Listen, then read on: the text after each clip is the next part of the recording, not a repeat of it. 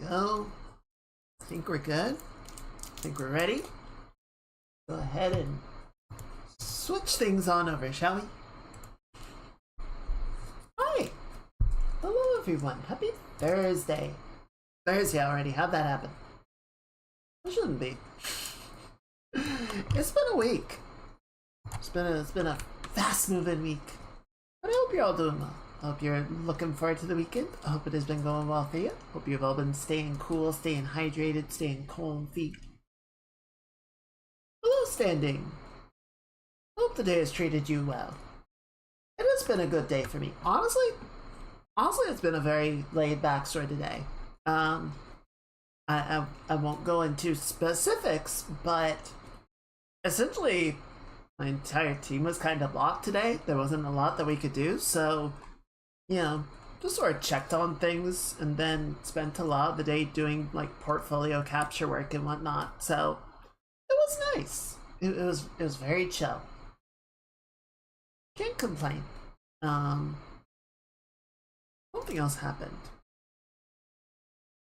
Not really, I guess. I don't know.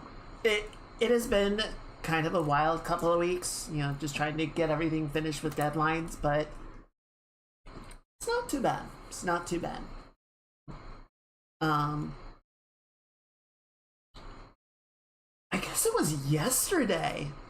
There was the Star Fox announcement. They announced a new Star Fox, which is very strange. People have been. I don't think it got the response that Nintendo was hoping for. I think they were hoping for something a lot more, let's say, excited or enthusiastic. A lot has been said about the look of the characters.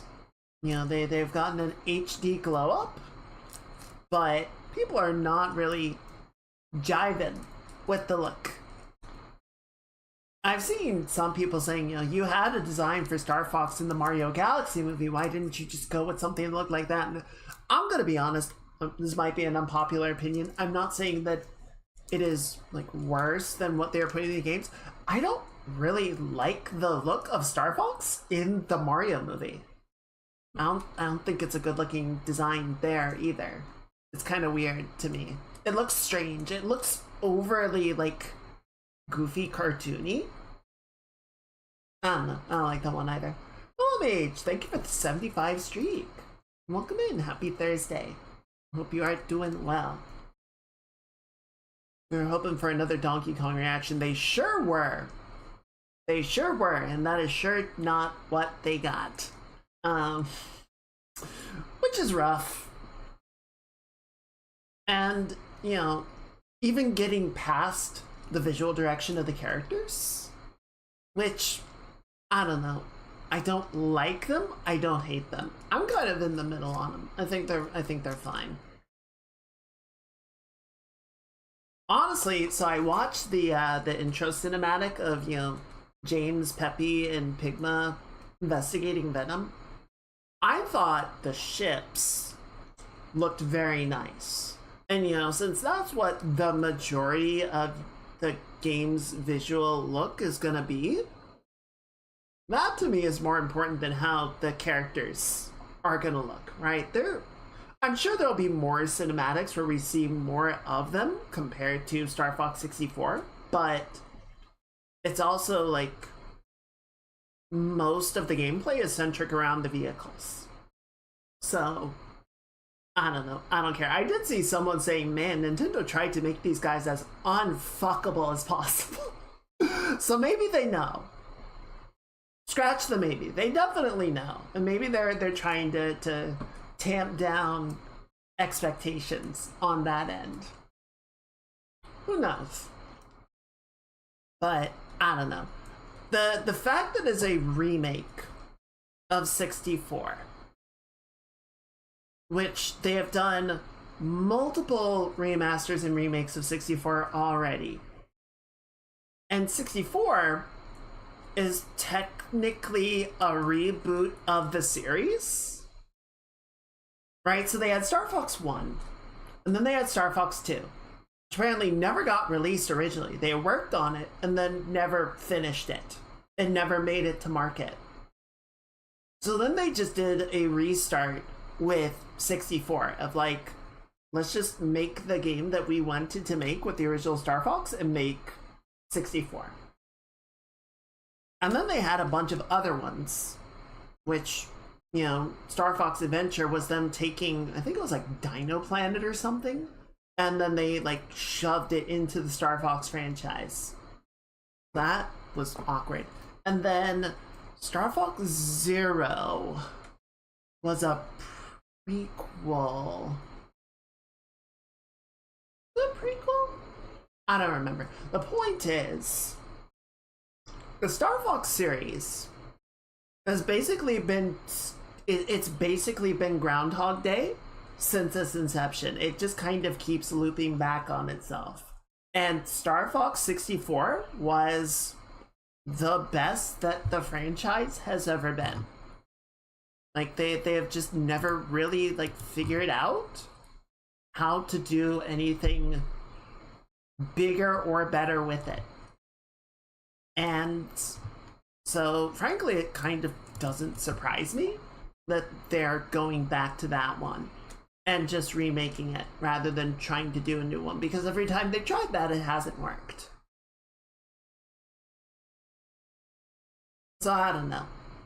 I did see someone posting on Blue Sky that, you know, they were a Star Fox fan. They had been waiting for years for Nintendo to make a new Star Fox and it wasn't happening, so they finally said, fine, I'll do it myself, and started making a fun little indie rail shooter project that, you know, clearly like draws a lot of love and inspiration from it. And, you know, they were sort of saying very humorously, it's like, oh, you know, I'm still working on this, and they finally announced another Star Fox. But it reminded me a lot of Project Wingman, that, you know, a group of guys were like, man, we love Ace Combat, and Namco hasn't done shit with Ace Combat in so long. What if we made it ourselves? And then in the process of them making that, like in the same time frame, they did announce Ace Combat 7, but then, you know, Project Wingman came out, and a lot of people like hold them in very similar regard. Like they are very comparable games in terms of their quality and execution. So I'm like, yeah, keep going. At this rate, you might end up making the better game. Who knows? Certainly worth trying. So yeah, that has been weird to watch, and a lot of the internet discourse, I'll be generous and call it, has been focused around the look of the characters, which I'm like, eh. I mean, I get why people don't like it, but I don't hate him, I guess. Fox does look weird from the side. I don't know why he looks like that. He does look a little oddly middle-aged, which, like, Fox is supposed to be young, so I don't know what's up with that. But I don't know. It's whatever. It's whatever. We'll see if the game actually comes out. Well, I mean, it will come out, but we'll see if it's worth picking up later. It's gonna be on the Switch too, so for me, no. But I'm sure some people will pick it up. I'm sure some people will be excited for it. What did get me excited, what was okay, so I do need to put some caveats on this, right? So Star Citizen is having one of their two big events of the year, right? They have one in May, Invictus Launch Week, and then one in November, the Intergalactic Aerospace Expo, right? These are the big events of the year. They release a bunch of ships, big free fly event. You know, they're doing more free flies, so it's less impactful, but traditionally ILW and IE are when they do the free flies. You know, and they're the longest running ones. And, you know, Invictus the sort of in-universe idea of it is this is like the big naval recruitment drive. So it's all like combat and defense and navy oriented. So this year, you know, they're sort of setting things up a little bit differently narratively. So for some reason, the Invictus event has left the Stanton system where, you know, most of the game takes place and has gone back to Seoul. So we can't go see it. And one of the ship manufacturers, Drake, has always been barred from attending Invictus and showing off their stuff there, so they would always run a simultaneous event called DefenseCon. And so with with Invictus leaving, DefenseCon's like, well, we'll run the show. Yo, everyone else, pay us and you can show your ships at our show now. So, you know, different trappings, different colors, you know, lots more like jets of flame and bad boy, you know, cool, edgy decorations and whatnot. But they've also used it as a bit of an opportunity to sort of change the marketing direction. You know, they would always have ships and then they would release them piecemeal over the course of the event. They're like, okay, this manufacturer's up, now we announce this ship. And then this manufacturer's up and we release this ship. But what would always end up happening is data miners would get into the game and see, oh, this is coming out, and this is coming out, and this is coming out. And, you know, they would like pull screenshots and, you know, data miners are data miners. You can never fully crack down on that. You can never fully like take control. So CIAG basically just said, fine, we'll do it. And it's been like releasing on a daily drip feed social media images of the ships that are coming out. So that's been exciting. And so I'm going to go ahead and jump in with the caveats before I want to show you guys the video, because I have watched this 3 times now. And it's, I don't know, it just gets me so excited. But the last time I tried to play Star Citizen, I did some bounty hunting missions. I fucked my ship up. It cost more to repair it than I got paid to do the mission. So that was frustrating. And then I started having some audio issues. I tried to go do another mission and the game froze. And so I force quit the game before, you know, I ran the risk of it taking my entire computer down. So that was the last time I played the game. It's still not all there, right? As much as they would definitely like to sort of create the impression that it is, it's still a ways off, right? And it is going to continue to be a ways off for a while to come. It is very much that meme of like what it feels like thinking about playing Star Citizen and then what it feels like to actually play Star Citizen. There is still a divide there. It's getting better. I actually messed around with a lot of the graphic settings recently and noticed a significant jump in like overall performance, you know, just sort of letting it be a little bit more like just like knocking not even everything, just like half the settings down one level. I got a noticeable improvement in like frame rate. So it is getting better, but it's still rough.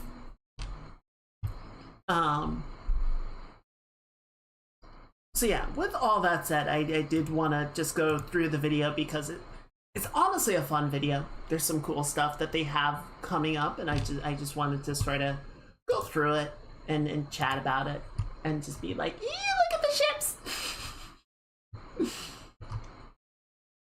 That is one thing that I find is an improvement. It is a step in the right direction. Is, you know, one of the things that Star Citizen has gotten a lot of flack for over the years is the ship concepts, right? From the very outset, it's like, okay, here is a ship that we are planning to add into the game. You can pre-order it right now. All you have are images of what the ship is going to be. And you're ordering on the promise that this will be implemented into the game. Approximately what we are showing you. And it will perform the role that we are describing as close as we can get that into the game, right? And so, you know, people have long made jokes about like $100, $500, $1,000 JPEGs, right? They were doing NFTs before it was cool. But, you know, they have stressed, and they're going to talk about it in the video, they're doing one more concept. You know, I don't know that they've sort of phrased it as like, this is the last one we ever plan to do. So, you know, they might come back and decide we have another concept, but, you know, that'll be somewhere far into the future. All of the ships that they've been releasing recently have either been concepts that they're following through on, or just new ships, like new stuff that they have been developing but have not shown anybody until they are ready to fly. It's like, you can, much like what Elite does, you can now buy it for real money, or you can wait a few months and it will be introduced into circulation in the game and you can buy it with credits.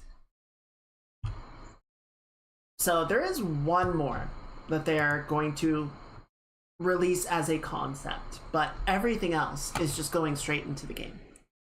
So it's nice to at least, you know, see them get released as videos of ships that you will get to fly soon. Soon being like next week, as opposed to, yeah, here's a concept JPEG and we'll talk to you again in like 3 years or more. Anyway, let's watch Jared talk about this.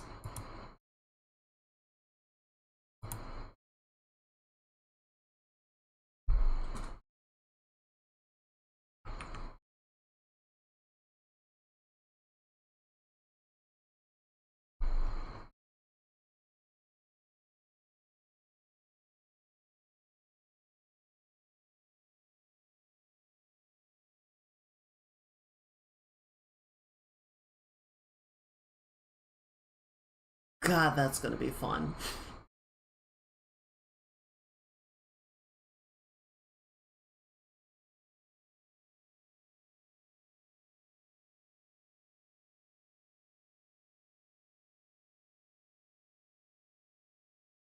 There's a lot of qualifiers.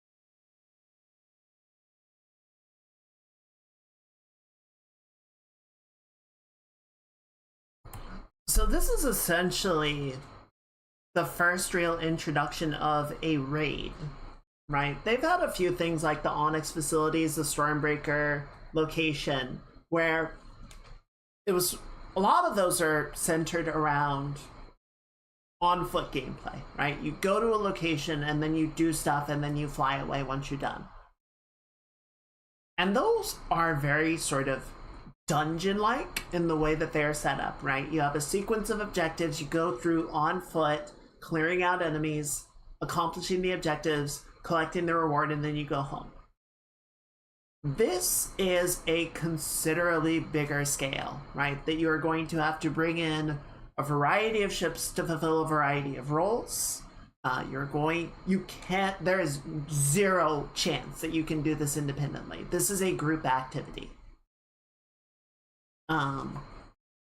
And yeah, there's going to be on-foot sequences, there are going to be in-space sequences, there are going to be sections that you need to fly inside of the station, a la trench run. They keep calling it the trench run. And, destroy internal components. You're going to need torpedo launchers, you're going to need, dogfighters, you're going to need anti-capital weaponry. It's going to be an impressive mishmash, and from what people have been saying on the PTU, it does seem like it is coming together pretty well.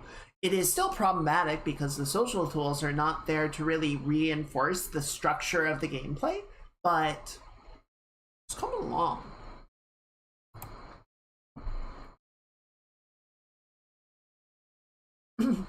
Unfortunately, one thing that people were really hoping for was, like I said, there are hostages on the station. And there was a hope that, you would need to, get the hostages, escort them to a hangar, bring a ship in, and then escort them out on your ship, right? So, is this a way that they're sort of testing out passengers being able to board and ride a ship and then disembark them at a designated location? And unfortunately, the answer is no. There is an NPC ship that will depart when the all clear is given, and you just need to escort the ship until it can jump away to safety. So that might have been something that they were thinking about / hoping to develop for this, but didn't make the cut, or maybe they just kind of left it more ambiguous and now they're getting more specific about what they're able to actually deliver on. So a little unfortunate there, but that was beyond a stretch goal.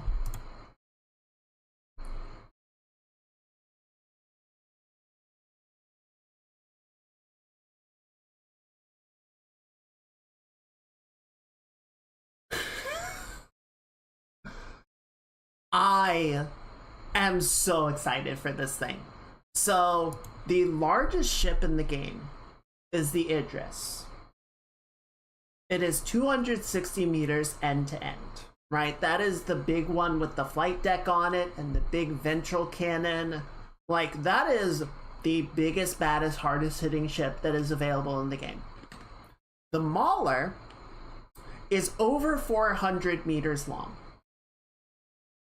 It is not the largest ship in the Vanduul fleet, but it is the largest thing that is getting introduced. It is the largest flyable object in the game once it rolls in.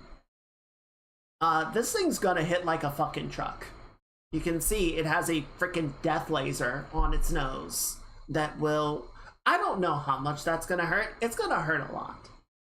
So, this is going to be okay, the Mauler is here, everyone get in. Everyone focus that down.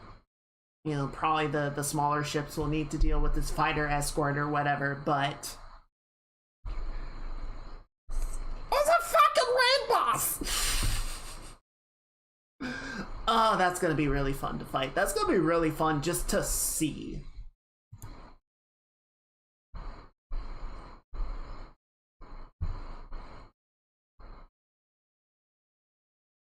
Oh my god, they actually just stole the design from Return of the Jedi.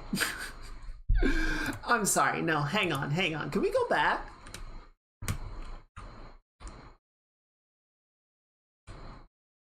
Right there. Okay, sorry. I need to go back for a second, because if we go to...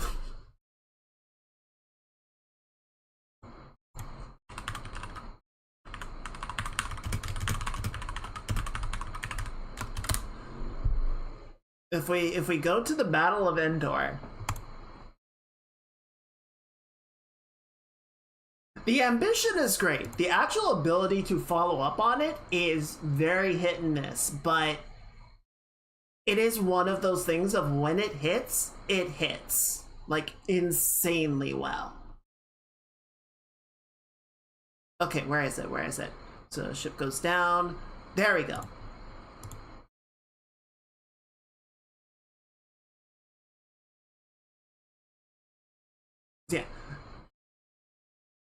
this freaking like cross section with the fins.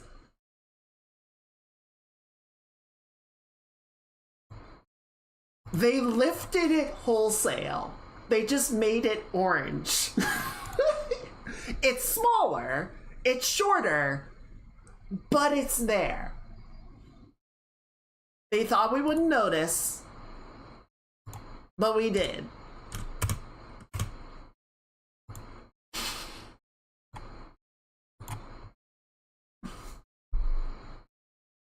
But yeah, you get to the core, you have to destroy a bunch of the segments and get out as things start exploding.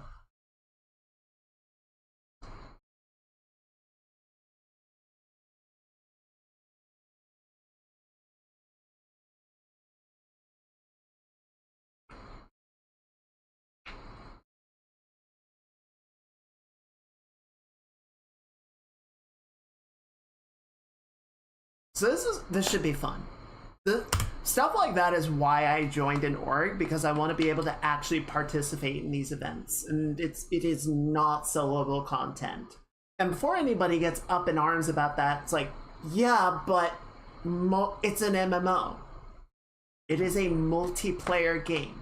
Yes, with proper social tools, it should ideally be possible for a group to, it should ideally be possible to do a pickup group, right? I want to put together a squad, we're going to go run the strike group and take out the station who wants to join us, right? Message saying what ship you're bringing or what role you're fulfilling, so on and so forth. So ideally, yes, that will happen, but the expectation that you would be able to play this content solo is, again, like expecting to be able to play a 25-man raid in WoW by yourself. It is not, it's not the design of the game to do that. Has the new Caspian, which is Star Trek, but legally not really. Oh yeah, no, Legally Distinct has been like, it's just how you do things, right?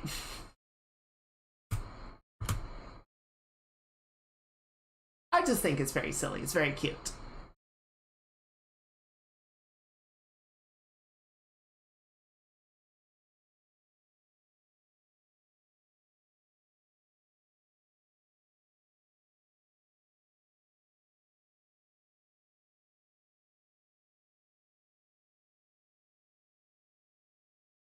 So this is very interesting to me. So this is a cool feature that they're adding. Basically, the way that it works right now is you can go to a station and you can land in a hangar or dock on one, hit one of the landing pads and bring up your Mobiglass and go to the services section. And like I said, you can repair, refuel, rearm, the 3 re's, and get back out in the fight. Get back out onto whatever you're doing. And so now they're adding that functionality to flight decks of some ships, which I think is cool. I think this is a bit of a concession to the game side of things, though, right? This is that striking a balance between it being a game and being a simulator, because we have been able to land on the Idris for months now, right? Since they introduced the Idris last year.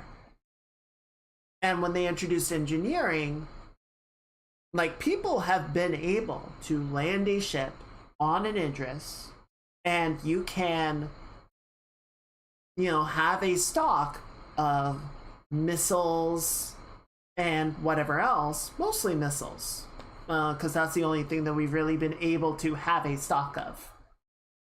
And you can have a deck crew come out with repair tools and, power wash the ship up and down, repairing its components, and bring missiles over and restock the hard points and all of that. But it all has to be done by hand, right? And again, some weapons like ballistic weapons, the Gatling guns and whatever, we don't have a way to stock ammunition for that, so nothing can be done there. So this is more total. But the fact that a player can bring a ship in, land it, and then just do all of that activity through Mobiglass, rather than having a deck crew have to physically go in and do it, is saying we're going to make this gameplay concession over forcing the strict simulation side, right? I imagine some people might be a little disappointed to see it get gamified, but you know, I also get sort of why they have chosen to go that route.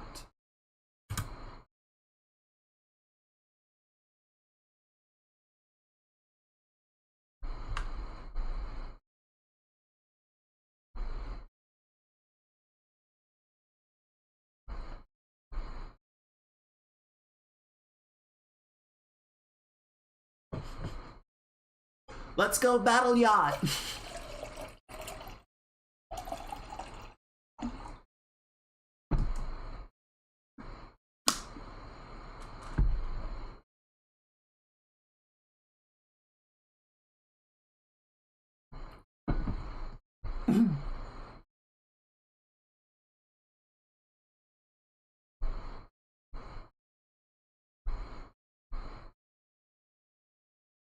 They just showed this off like 2 days ago.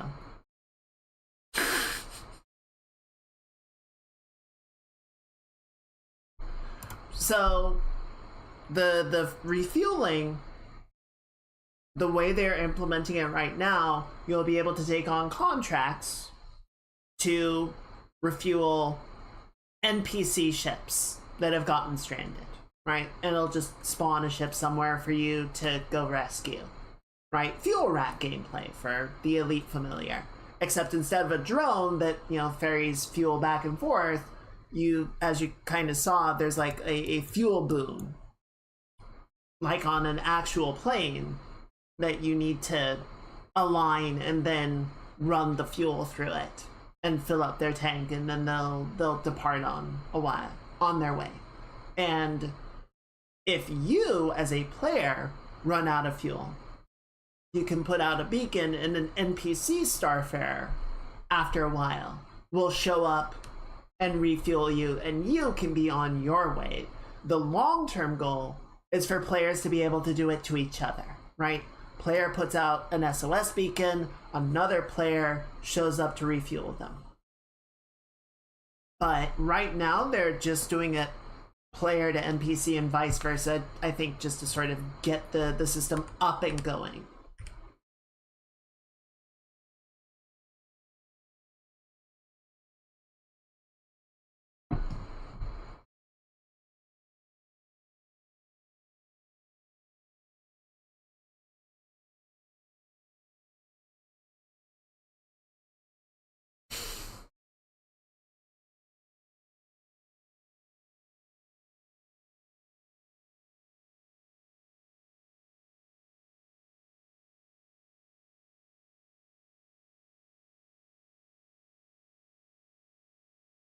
Oh, it's so sexy.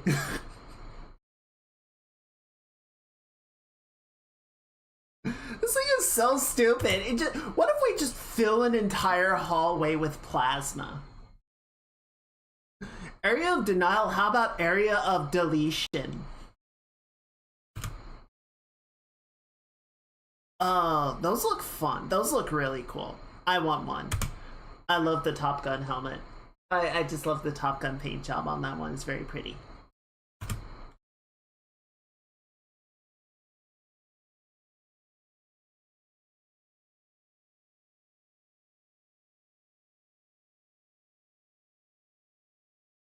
They promised there would be a crossbow, so there's gonna be a crossbow.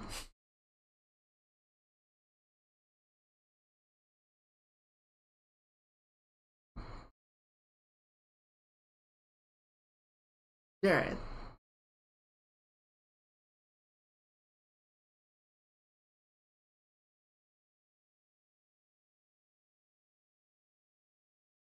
Saul.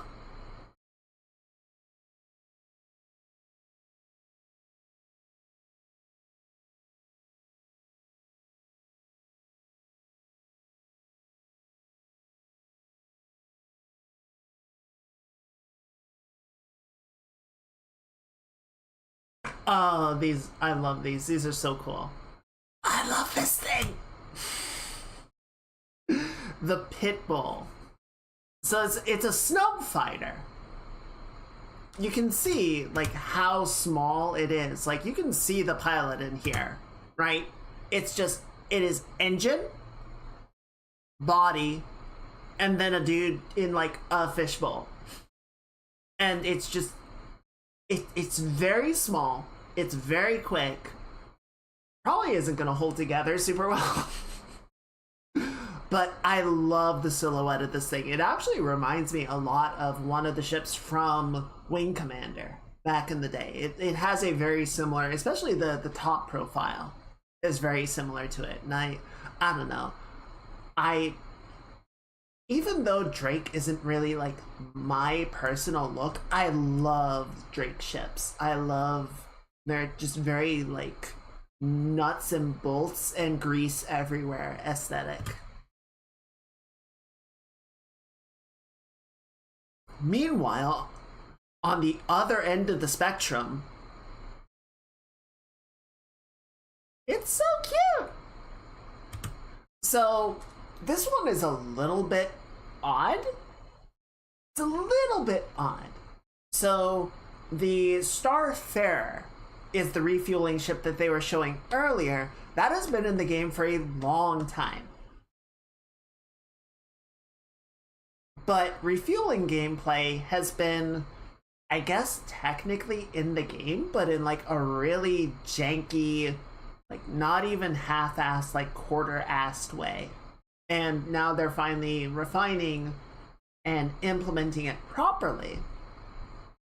But they're introducing a new ship to go along with that. And it's like, okay, so get fucked Starfarer, I guess. But there's two things. One, as Space Mana was putting it, the Starfarer is a large ship, and it is expensive. It is expensive with real world dollars, it is expensive with credits. So it would suck to put a ton of effort into getting a Starfarer, only to discover that you don't really like being a fuel rat. Whereas this is the introductory ship, right? It's a single-seater. It has a single fuel tank as opposed to 6. So it's not capable of holding both hydrogen fuel for regular engines and quantum fuel for jumps. You have to pick and choose, right? You have to decide what runs you want to be able to provide support for. But it's going to be a lower barrier of entry to get in and go, oh, I like doing this gameplay. I do want to get better at it. I want to have better utility. I am going to work towards getting a Starfarer in the future, but I will use this for right now and build up to that. So it does make sense, and they've, over the last year or two, introduced a lot of like profession introduction ships, right? Like starter ships to, you know, try out salvaging, mining, etc. at a low cost. And then there's this fucker. So the Hammerhead has been in the game for a long time, and they, over a couple of recent videos and whatnot, they've been teasing a shark with a laser on its head. And apparently that was a like complete overhaul of the Hammerhead chassis and just putting a giant beam cannon on the dorsal end. Jesus. So where the Hammerhead is an anti-fighter platform, right? Is a ship with a bunch of turrets on it, bunch of man turrets designed to provide screening cover against enemy fighters. This is clearly meant to be like an anti, I don't know if I would go all the way up to anti-capital, but anti-big ship, right? It's got the big dorsal cannon. It has, you can see a number of like secondary cannons firing alongside it. It looks mean. I definitely want to run around in whatever version is on the show floor or rent it just to see what it looks like and what it does, because I think that's going to be a really interesting ship to come across. Um,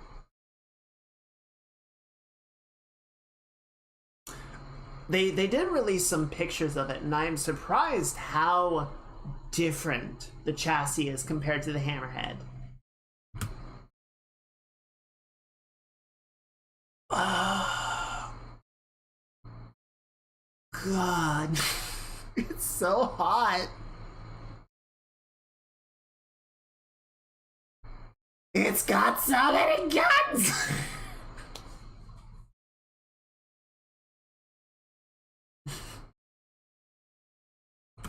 Okay, no, I'm sorry. Let's look at it one more time. So, it's a big ship, right?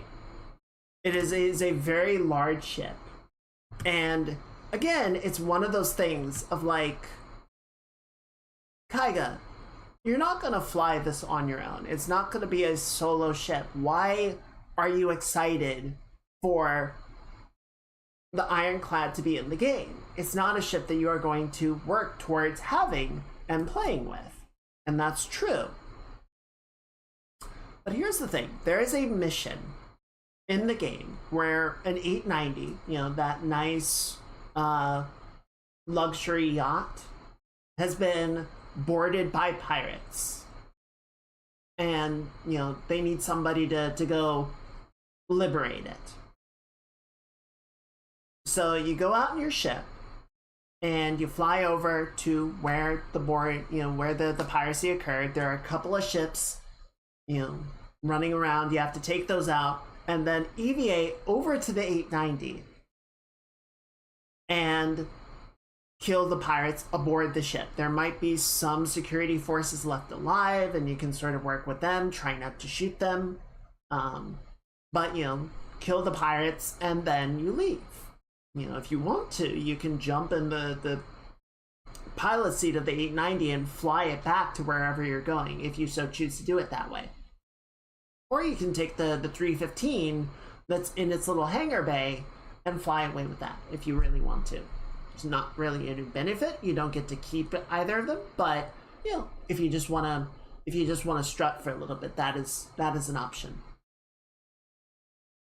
So that is a ship that exists in the game, was released for people to buy with real money and then buy with credits, that they're able to turn into effectively a game level, right? They can set it up as a location for gameplay to happen. Now imagine one of these as a game level, right? Just as a location for gameplay to occur. Maybe it will show up in PvE or PvP missions. Maybe it'll just be like a location, part of a location. You go to, a landing zone, Mos Eisley type shit, and you just see these around. Maybe you'll have a mission to infiltrate one. The regular version, this one that's all in gray, has, you see that sort of front section is a secure storage area, right? Where the high value contents, the high value storage that they might not want the regular dock crews or whatever getting in and out, they'll put that stuff in there under lock and key. Maybe you'll have a mission to infiltrate an ironclad, get into the secure storage, and make off with their valuables. Stuff like that. So even though it is not a ship that I plan to get and fly around on my own, I am excited about the possibilities of ironclads being in the game. And then this shit is just fucking cool.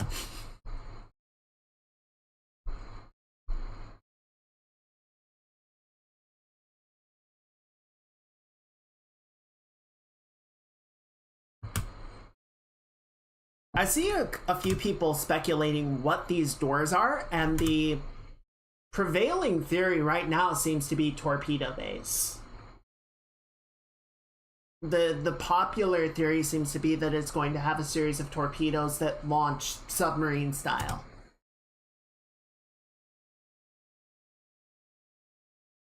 Yay!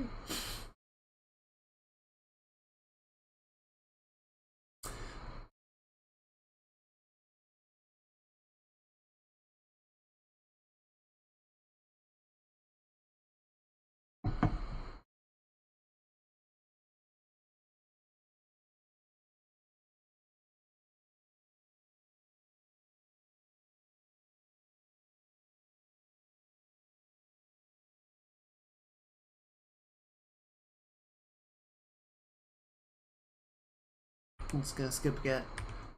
He's being silly.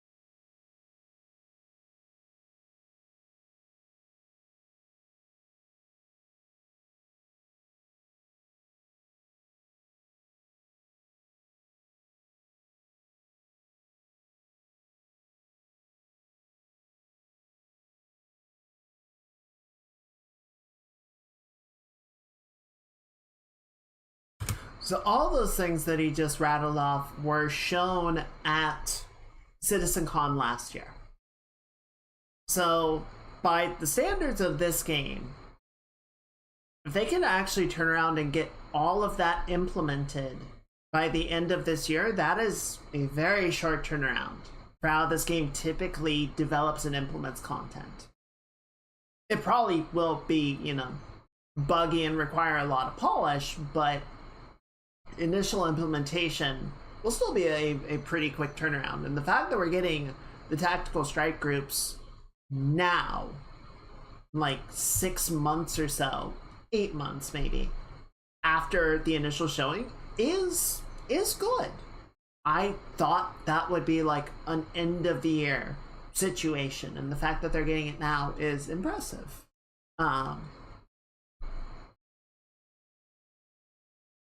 There was something else in there that I was gonna make a point about, but whatever. Ballot card. They're saying it's still gonna happen this year. They're saying the single player game is still gonna happen this year. Well, we'll see.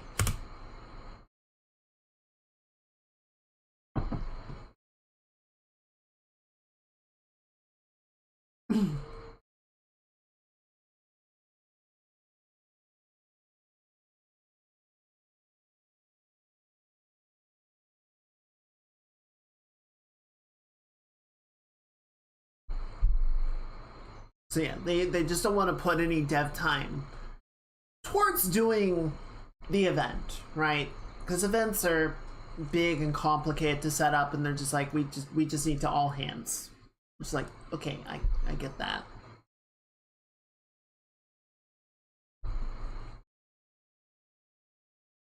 So if they can get a lot of this in, and the point that I want to make is, you'll note that he said intend, right? So the target is to get all of these things into the game by the end of this year. Doesn't mean they will, just means that they want to, which is fair, right? It is a lot to do, and some stuff has moved up. They got things implemented ahead of schedule, and we're able to roll them into the game faster than they planned to, and some stuff has lagged. some stuff is being introduced piecemeal. So like the flight suits that they were showing are, sort of an early implementation of here is gear that is going to help you specialize into a role. They're not going to provide much in the way of like bodily protection in a firefight, but they are designed to help you survive high G maneuvers without blacking out, right? So if you're wearing a flight suit, you will be more capable as a pilot than somebody wearing regular undersuits and armor. So, like, they haven't introduced the entire suite of all the various equipment that they intend to put into the game, but they're starting to. So yeah, all of this is very exciting. I'm definitely going to be playing the game during DefenseCon, trying out all these new ships and whatnot, just to see what's going on with it. It looks very cool. It's very promising. Obviously, there is the big caveat of the game can still be incredibly unstable. Stuff will break a lot, and I'm sure the tactical strike groups, even once they get into the game, there will be plenty of instances of, yeah, we did everything, and then the Mauler just never showed up, right? Because whatever flag was supposed to trigger it jumping in just didn't happen for some reason. I'm sure there will be a lot of that. Refueling not working as intended, the alignment system, you get everything like lined up just the way that it should, and then it just doesn't know what to do. There'll be any number of bugs, right? There'll be any number of things that go wrong with it. So I think all expectations of everything should be tempered by the reality that anything that makes it into the game is not going to be in a polished, fully working state, and probably will continue to be unpolished for a long time to come, if we're being honest. But with all that said, I do feel like it is progressively improving. It's slow, it's incremental, and for anybody that does try out the free fly,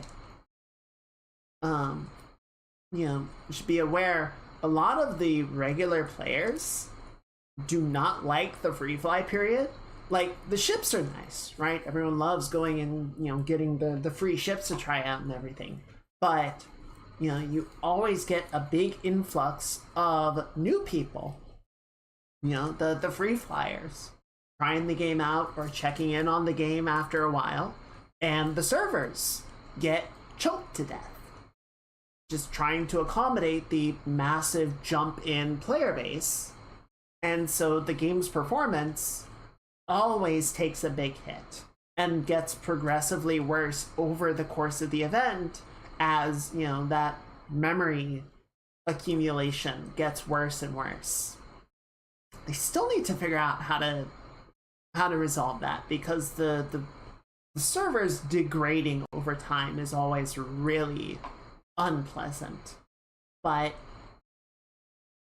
I guess my point with that is just be aware that the experience that you have during the free fly is a notable factor worse than the regular experience outside the free fly periods. It's not an excuse, it's just something to be aware of.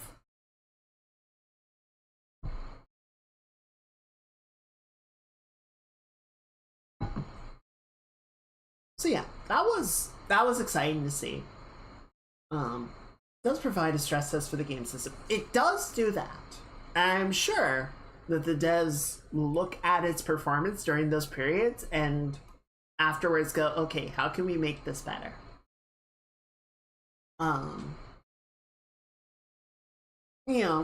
It sucks for everyone that is just trying to play the game as a game, which is how I typically do it, right? Sometimes I'll report bugs in, just to try and like flag things that I'm seeing and hope that someone will eventually getting around to improving it or fixing it, but yeah, there's always sort of that aspect of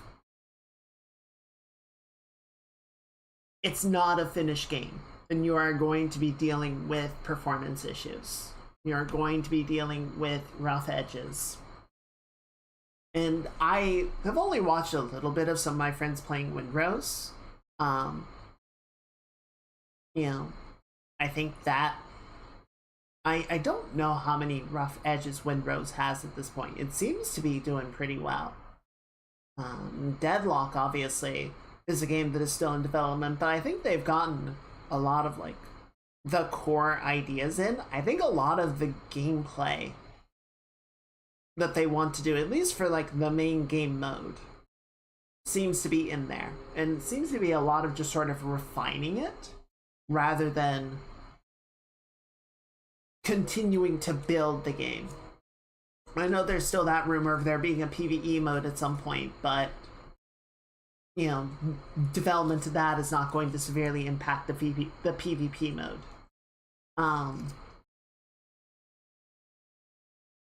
So I don't know. Star Citizen continues to be an interesting, frustrating thing, because there's a lot of times where I just want to be able to play the game without caveats, without worrying about issues, without worrying about sidestepping bugs and all that. But, you know, at the same time, I have to remind myself, it's like, yeah, it is a game that is still in development, and, you know, you can make whatever arguments and statements and Reddit posts about it's been over a decade, how can it still be in development, but it is, right? It is still a project that is being built. And understand, you know, it's totally fair that not everyone wants to be on board that, but if you're going to, you gotta be aware of it.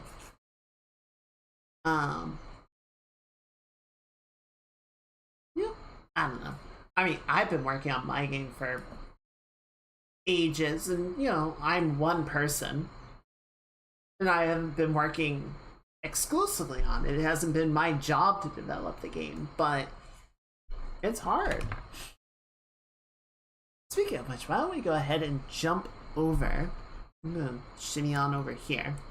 We can at least start sort of yammering while we work. So I think what we're gonna do tonight is I want to do a little bit of weight painting. We were sort of messing around with that last time. We kind of broke some stuff, unfortunately. So some of the animations don't look as good for the updates to the weight painting that we did. And some stuff looks a little extra weird. So kind of want to go through, maybe look up a little bit of guides or how to, and just sort of try and clean up some of the things that we did. See if we can't unfuck it a little bit. And then once we do that, maybe we can set up a little bit on the throwing animation. You know, do a little bit of the drafting. I don't think we're gonna set up the facial animation stuff, because I think that would require setting up a bone for the jaw, right, that would sort of root in around the chin, and then we would probably want some bones to control the mouth. Yeah, a couple mouth bones. We've got some bones controlling the eyebrows, which is cool. But we don't have a rig to control those in any way. So that would take some redoing. Or not redoing, but would take quite a bit of learning. I think we're just not quite set up for it tonight. Which is okay. So yeah, I think we'll just do a little bit of like blocking out for what the next animation would be. I did play a little bit of Deadlock last night. I just jumped in. Normally I try and play with a couple of friends, but I was just like, it's getting late and people are busy. and I just want to get some practice in. So I jumped in. I did a couple of games. I lost both of them, but it was kind of nice in that I was pretty happy with my own performance.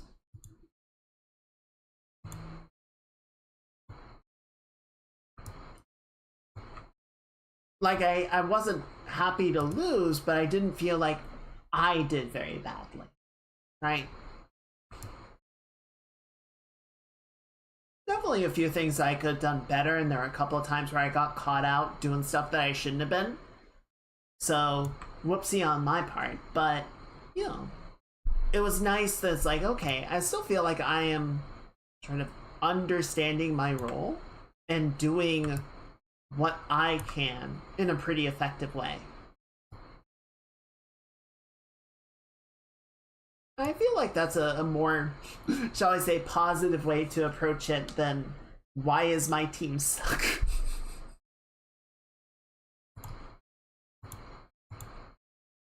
Alright, so let's take a look at this because I found two videos. Unfortunately, one of them is showing how to weight paint a giant ant, so I'm sorry if anybody is squeamish about ants, but we will take a look at that in a minute.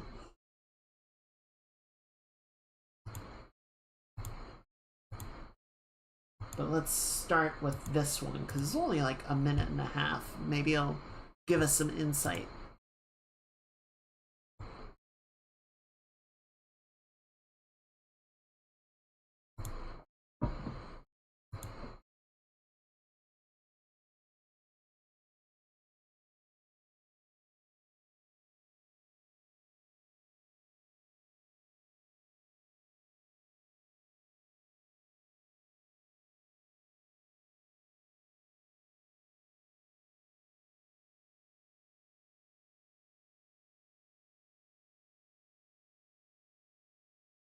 Okay, so this isn't really going to help us because this is a Maya plugin.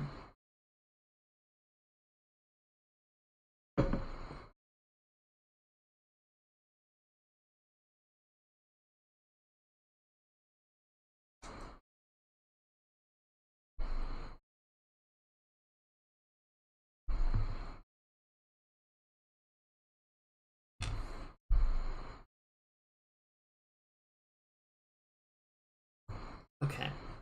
Well, so unfortunately, it doesn't really help. But there's a couple of things that we can maybe look for similar behaviors of, right? So the main thing that we did was we reweighted the head and collar and the shirt.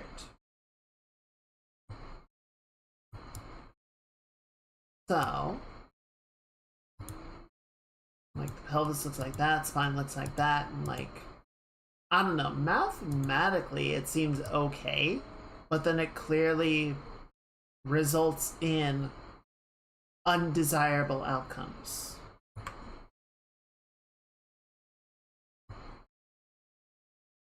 So go ahead and check this other video because this one is set in Unreal, and I'm sorry about the ant.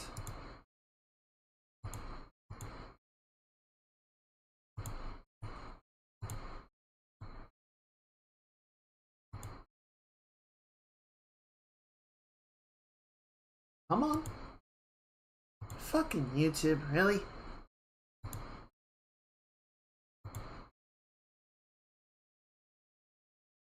Oh, it is a spider. I'm sorry. I'm sorry if anyone is arachnophobic.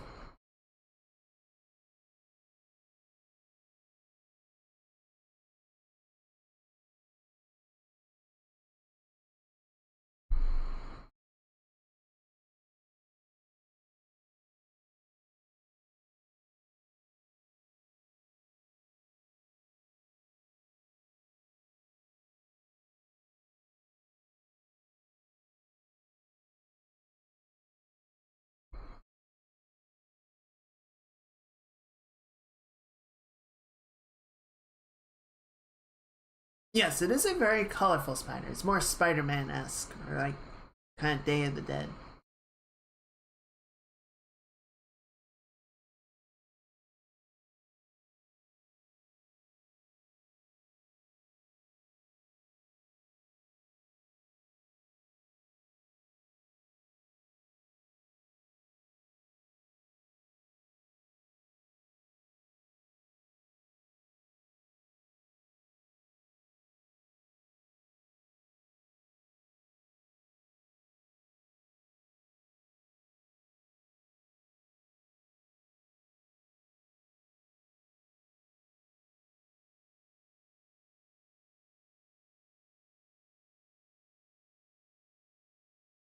Right.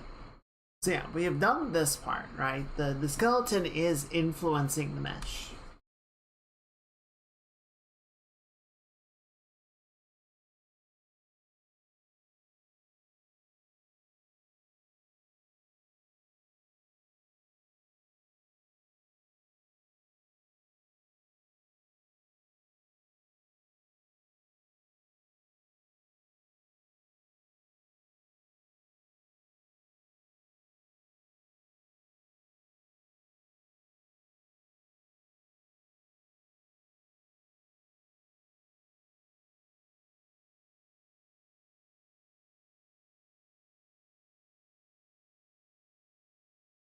And relax it a little bit, maybe. Yep.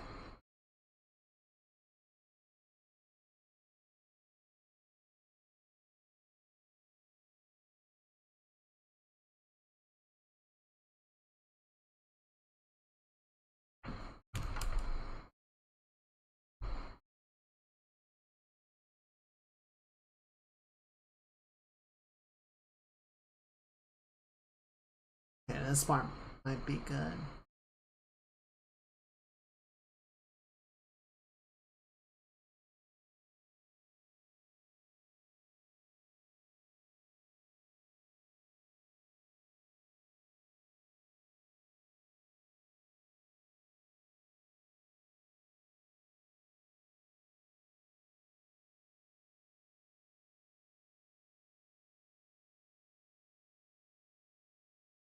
Mm-hmm.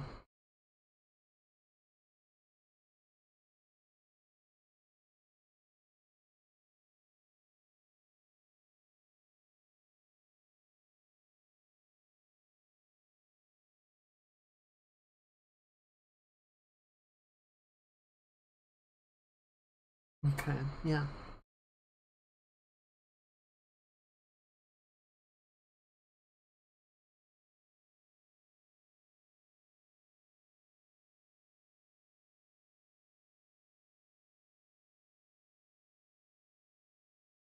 Okay, right, that makes sense.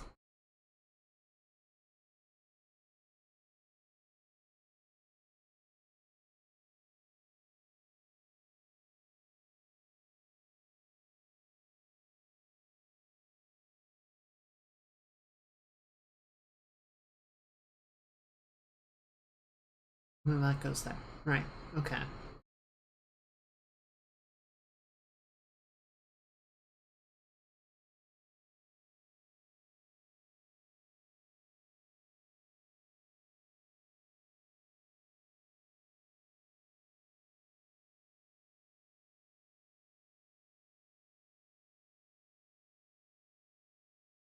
Okay.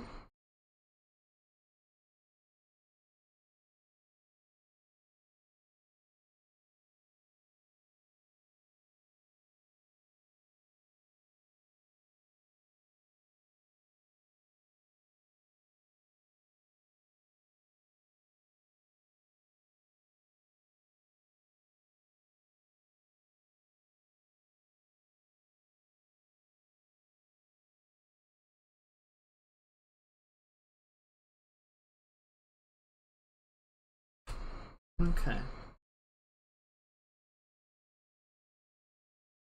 Entirely that way. Alright. So that all makes enough sense. So that's mostly just kind of a rundown of the tools. I don't think there's anything that we were really missing from before. So you have a little bit of the collar inside. You turn that back on, you can see where they overlap. I think this is where we're getting the discrepancy, right? Is that the collar and the shirt are not one-to-one. If we go back to spine 4, like it has more control over this section than it does over that section.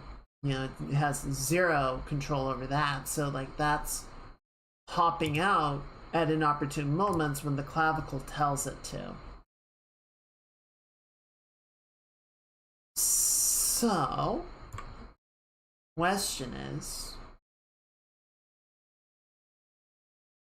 how can we get it to balance out so that it just kind of looks nicer? You can see like the buttons here have influence on the clavicle for some reason. Let's take this, and we're gonna flood.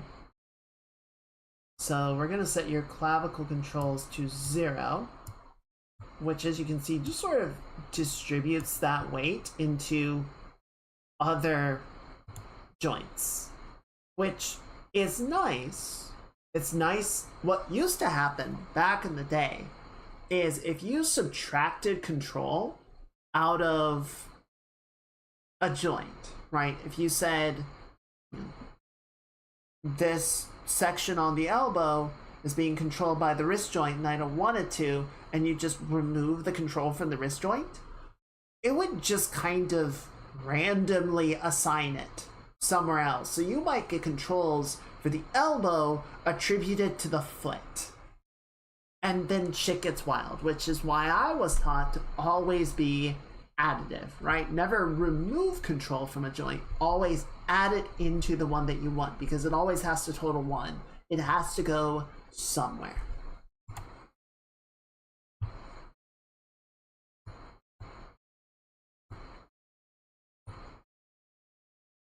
So this is at least cleaner, right?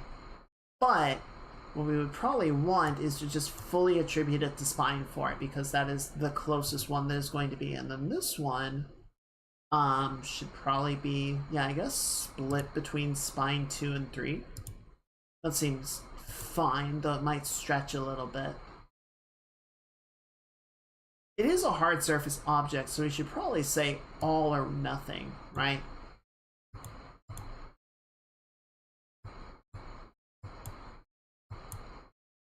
So let's just take all of the weight off of that, and we're gonna assign everything to spine. Let's do spine 2.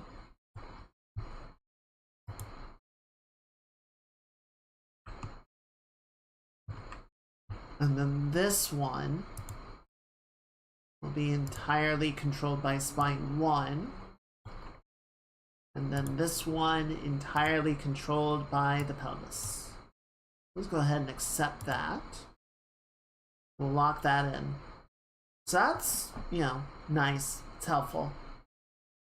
But it's not going to resolve the bigger problems that we're getting of the chest just doing weird, unpleasant things.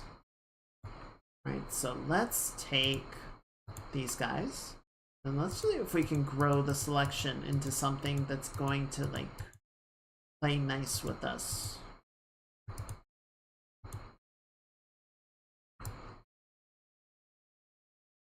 That kind of works.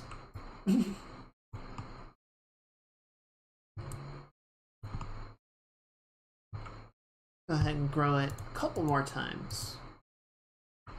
Yeah, that looks good. Alright. And then what I would like to do, you can see, because of just how many polygons we have selected here, it's actually behind me, the number of influences that we're dealing with is stupid. But what I would like to see if we can do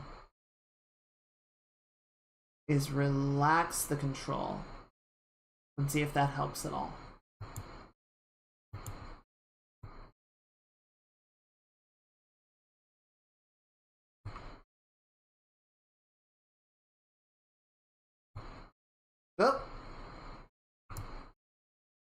so that is not good. That's not good. So let's do this. We're gonna switch the vertices. We're gonna grab these guys specifically. We're gonna see what would be pulling that. So we got spine controls, clavicle, upper arm, feather. Oh, that's interesting. Even though it was really minor, one of the feathers has 0.000022 influence. And as soon as I get rid of that, it goes away. Oh, that's funky. We can go ahead and get rid of the control from the neck as well. That doesn't really make a ton of sense. And then we can get rid of the right arm and the right clavicle. That doesn't really make a ton of sense either, right? But yeah, so it is mostly being driven by the clavicle, but there's a little bit of influence from the upper arm. You know, the upper arm is secondary, and then there's a little bit of influence from some of the joints in the spine. So that makes sense to me overall. I think that's pretty good. Ooh, we got a few guys in here that are doing some fuckies. Let's see where that's coming from.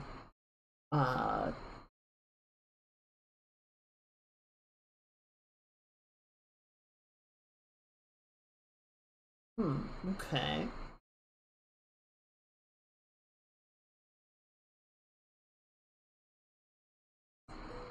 Hello, Cash.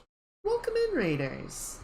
Hope you're having a good Thursday. Welcome in. For those of you who do not know, my name is Chisei Kaiga. I go by Kaiga. I am a Jupiter Brain Cell VTuber. I make art and I play games and I chill with the chums. And right now we are working on our game. Hope you had a good stream. What were you up to?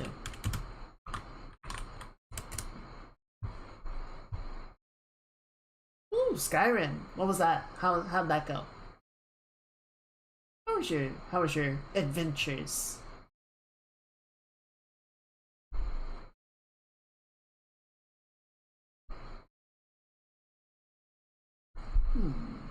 Which one is gonna be? What was in this? Died a lot. But did you win? Hey, Lakota. Welcome in. Happy Thursday.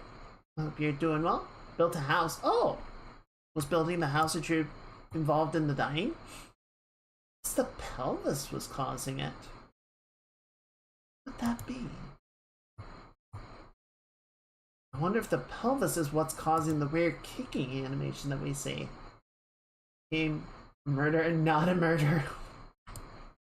Oh yeah, now you're a murder homeowner. You're moving up in the world. Congratulations.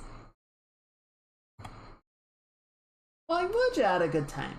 If you guys need to raid and run, get some rest, do some self-care, please, by all means, do what you gotta do. And I really appreciate you coming by. Really appreciate the support. If you'd like to hang out, we're just gonna be... We're working on our model at the moment. We're trying to figure out some weirdness in the weight painting and figure out if we can get it to behave a little bit better.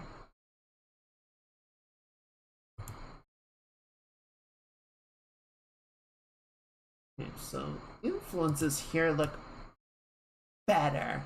I'm not gonna call them good, but better. I'll take better. Better is an improvement.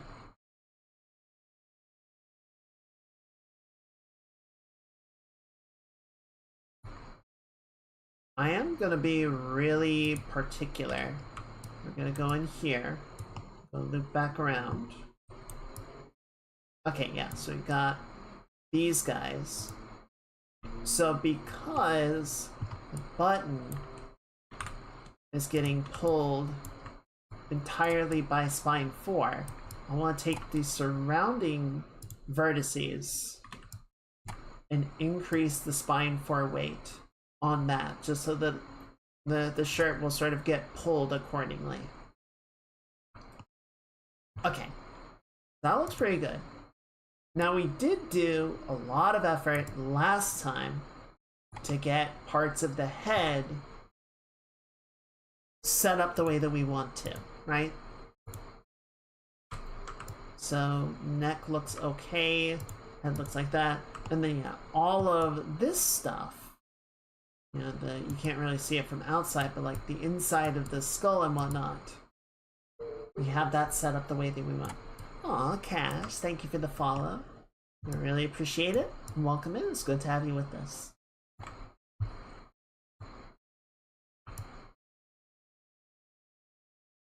Yes, if you guys have not checked Cash out, be sure to give them a look-see.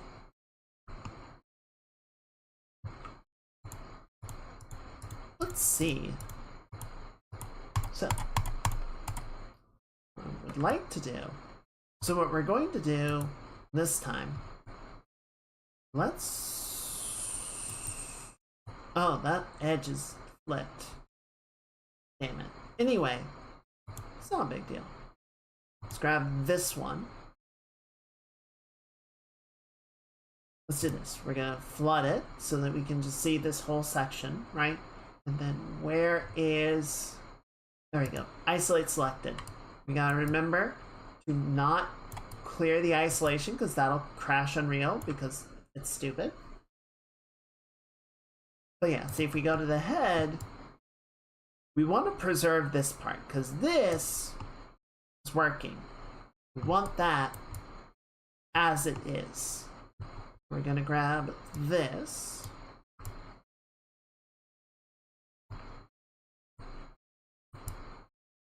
We're going to deselect these guys.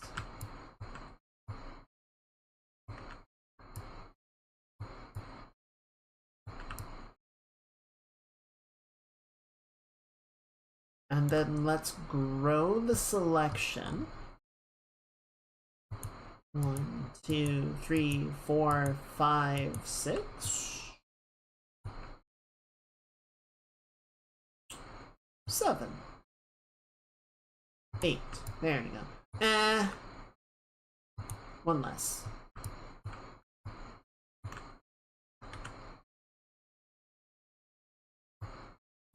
There we go. Alright, and now we're going to do a relax move.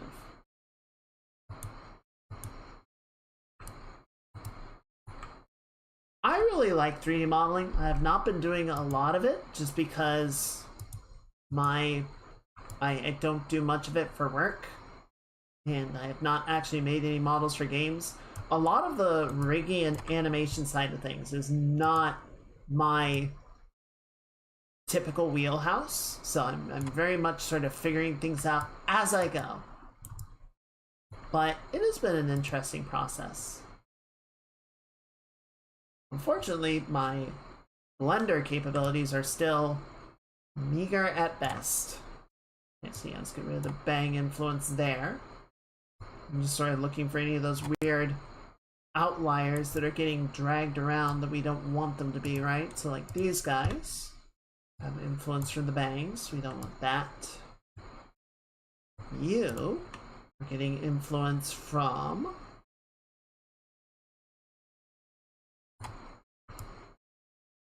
actually, here, let's just do this. You shouldn't have any influence from the hair bones at all. So let's just get rid of those. Clavicle, upper arm, neck, head, spine. Okay. So that seems potentially fine. And if we go back to... No, where did the spine go? There you are. Okay, so yeah, see now we have a little bit coming up just on the edges of the collar there. And then spine 4, more substantial. Spine 5, sort of grounding the middle of the collar and right around the base of the cervical vertebrae. And then the clavicles have some influence over the sides of it. Okay. So let's commit to that. Thankfully it didn't crash. It's what we like to see. That's good. So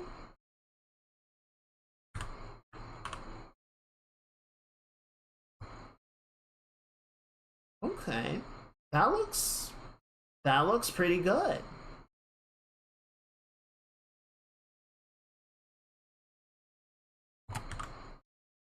Reset that. Let's check the clavicle here, right? We get a little bit of roll back and forth. Nice. Collar isn't poking through the shirt anymore. We like to see that. We take those, right? We can sort of hunch the shoulder up a little bit. We go forward and back, and then go forward and back. And then we put 1 foot forward. All right. I think we might actually be winning. Shrug emoji.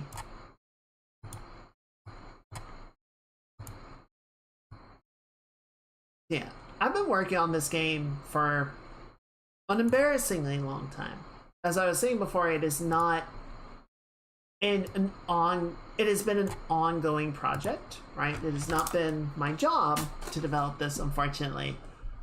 It's just sort of been something that I've been working on in the background for a long time. It did get me a job, or it did help me get a job. So, you know, definitely that part was successful, and I'll take that. But yeah, over the last couple of years, I guess, especially over the course of streaming, I've really been trying to sort of push the production forward more. And I'd say the last year or so, we've really been starting to hit into some of the more, shall we say, exotic areas, the stuff that I'm not as like familiar or comfortable with. And like I said, rigging in animation is definitely a new skill set. So a lot of sort of seeing how we can get this to play nice. Okay, so the hair physics are still weird, and we are still getting, unfortunately, some clipping in there. We're getting some clipping in there, and the chest is still doing something weird. Okay. So let's hide this for a bit. And since we are looking at that one, let's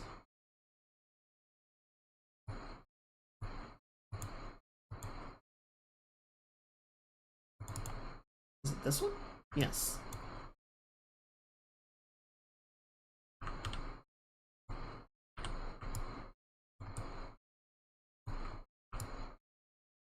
So there's two possibilities, right? Possibility one is that the geometry of the collar is getting pulled by something that we don't want it to be. You know what? It might be the upper arm sequence, or it might be the upper arm bone. Let's go back in. Because there was a little bit of influence on it.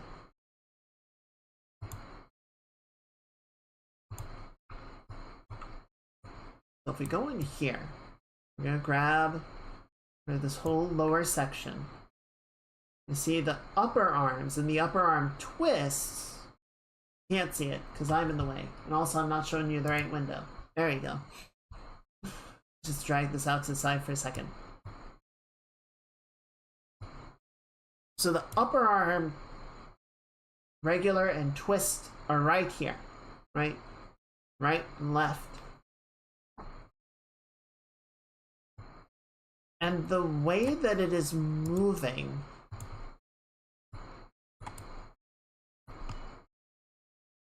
makes me think that the outer edges of the section are getting tugged by these bones. right? Because if we look at the geometry, you see it's kind of like folding outwards a little bit. It's sort of flipping over slightly.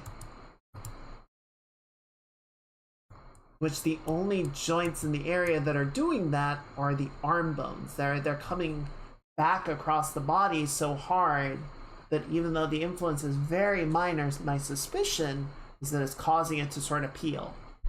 So let's just try removing these influences entirely.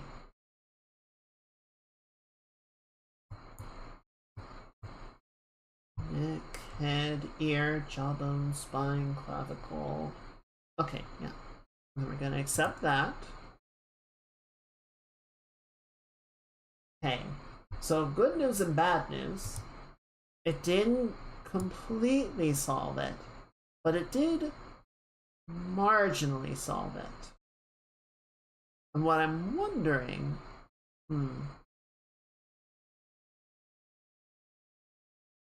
there's definitely some like freaky funkiness happening in here. Okay, so let's try this. We're gonna grab the skeleton. We're gonna grab the rig. We're gonna try moving some stuff around and seeing what gets influenced by what. I'm sorry, could you like leave, please? Thank you. Distracting. So if we grab that, so that doesn't really influence that at all.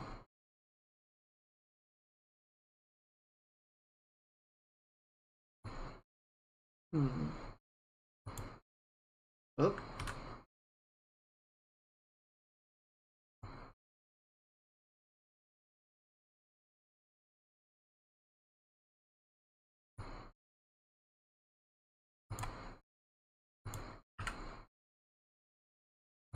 I'm just resetting this. Okay.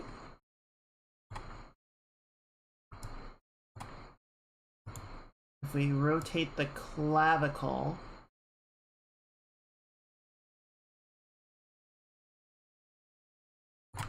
so that influences that.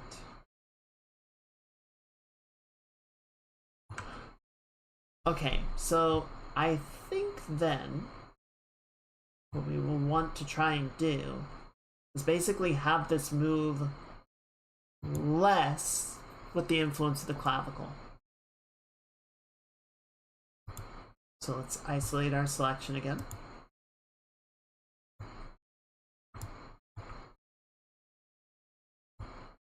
Just gonna sort of grab this section down here. You can see the clavicle left is, well, you can't. The clavicle left is the predominant control over this section of geometry. We go up to it. You can see where it has its control, and the areas where it is brightest are the parts that are peeling through the sweater. So let's just knock that down.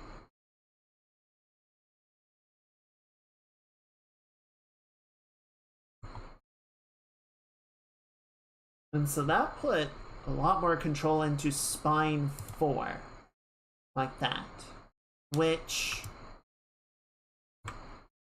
I'm gonna say yes. Spine 4 seems like an okay one to sort of keep this in check. I think I'll actually knock it down a little bit more. And then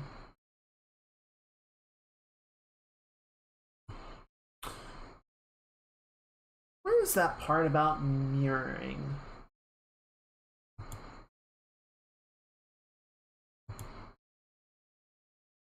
So if we go to clavicle R now, clavicle right, that seems pretty comparable in terms of weight. So let's try accepting that and see what that looks like. So I'm gonna jump back here. Let's click off, just so you can get the rig out of the way. Or no. Okay, fine, be that way. I'm gonna hit accept. And there it goes. So yeah, now that geometry is being held in place more by the positioning of spine 4. So even as the sweater sort of crunching inward, and it's not super pretty in here, but I'm gonna say that that's okay just because you don't really see it that much, and you know, we're looking at this much closer than the player, who at most is gonna see it from like this position.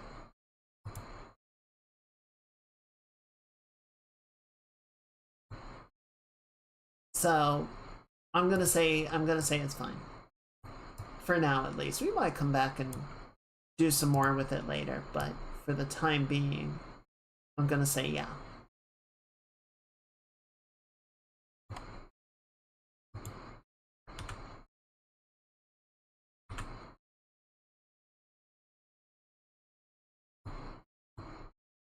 I'm just gonna bring this whole situation down a bit. Just want to sort of roll the shoulder a bit lower. Okay, so that looks pretty good. And then, so that's good. Global control. I wish there was a way that I could mute this channel so that she doesn't move.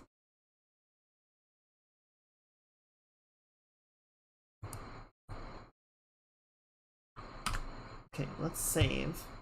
Where did I already save out the run sequence? I think only in, I think it's only in the walk right now.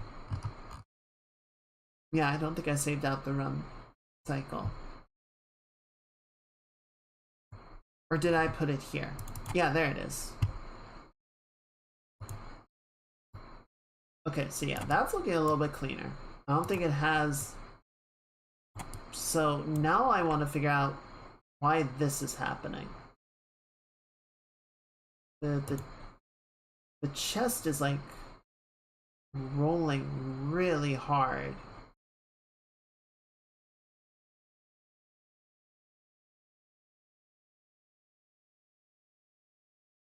So the spine is still collapsing.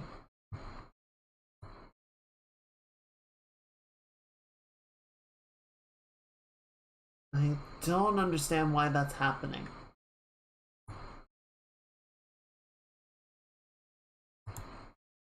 Unfortunately, I think we're just gonna have to go through the sequencer and figure out where this is happening for our kid.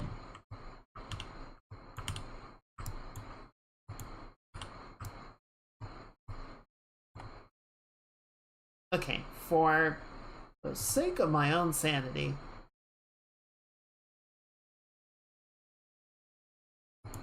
the next one set to 0, and the next one set to 0.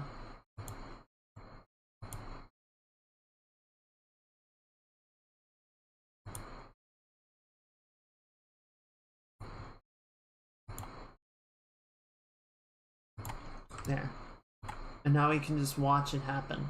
We can just go through frame by frame and figure out what the malfunction is. Yeah, right here, we're dealing with one.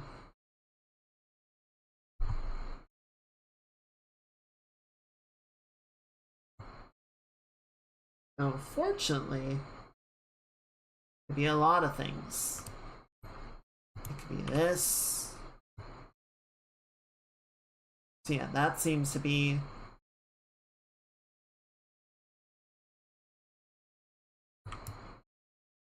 doing something fucky, but is it like the Y value is stable throughout? So where is that coming? Is it on this end?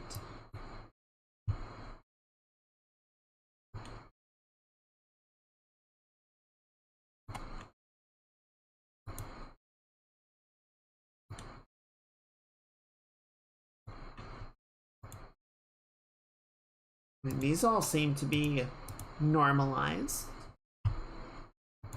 So that's not it. The body offset control. Doesn't seem like it. Is it you? No, you're steady. You're steady.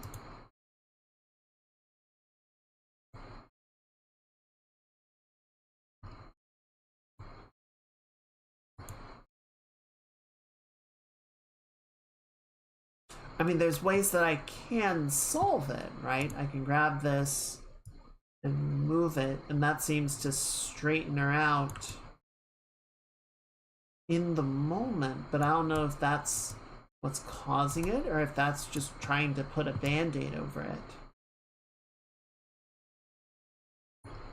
If I go back here,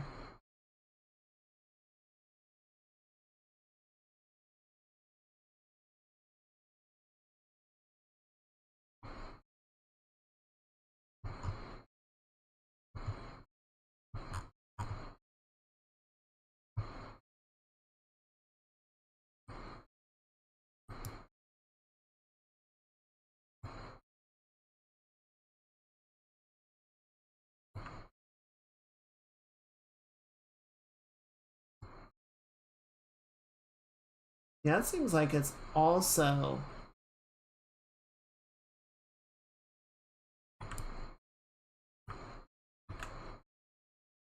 bending the spine in undesirable ways. So I can lower that down, but then, you know, the torso is doing things that or like the height of the run gets thrown off. And this is doing weird things. So like that needs to come back up, but not too far. The spine starts to collapse in on itself again. So it's possible that this is the culprit.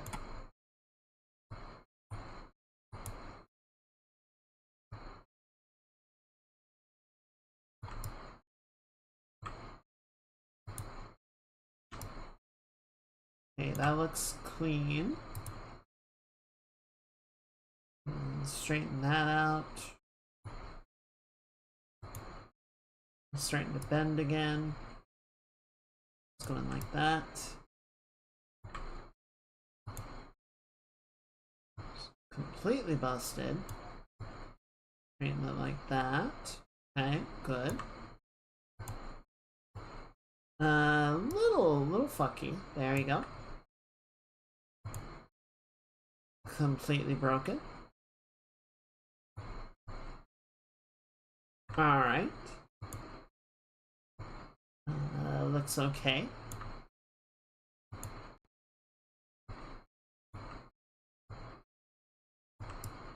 Good.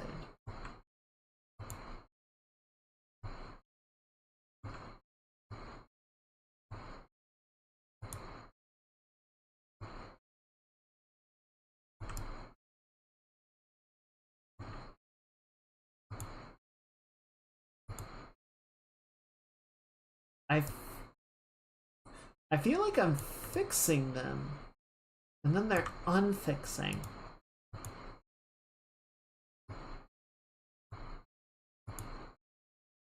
Like we're going through, or maybe I just jumped into the middle. I didn't realize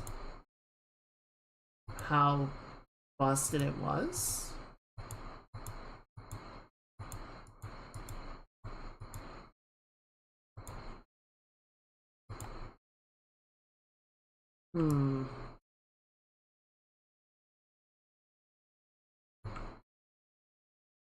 No, something's... I mean, now it looks weird. Now it looks very strange.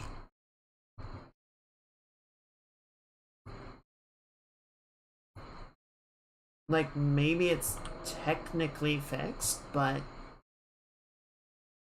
Oh no, that's even worse.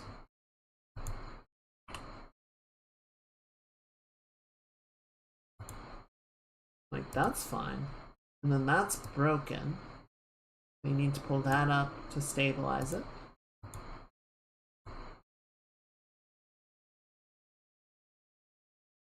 Well, it's not as bad as it was, but it's still not good. I'm not sure if it's a keyframe issue. I mean, jumping between the keyframes, it definitely looks cleaner than it was.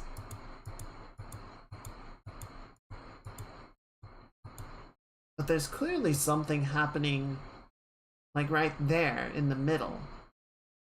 Well, this is negative 24. If we started at 0, how's that look? Okay, better. There's still a weird part in like the latter half where she sort of like kicks forward. Right there.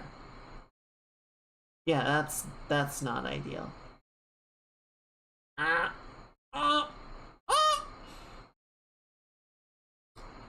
Okay, so what's causing that?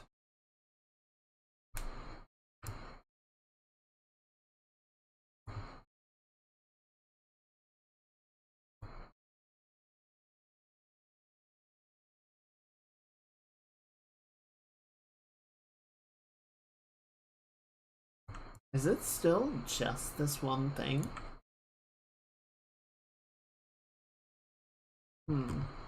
Now if we look over here, you can see this needs to be averaged out because it'll create this weird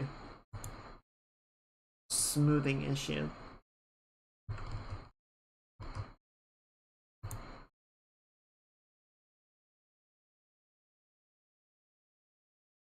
Better. There's a weird little hiccup that happens in there. I wish...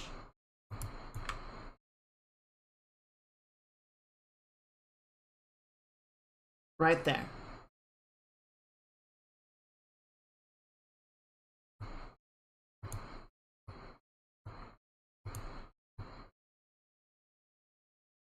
I don't know if that's the same problem or if something else is causing it.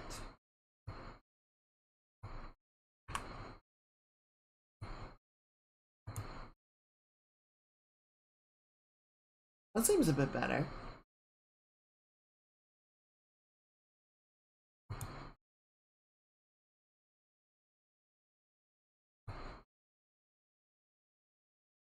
It seems like there's still some, like, almost a ripple that goes through the body. Right there. Well, except that's outside of the playback range. Oh. Well, that's weird. You see how it jumps from frame to frame?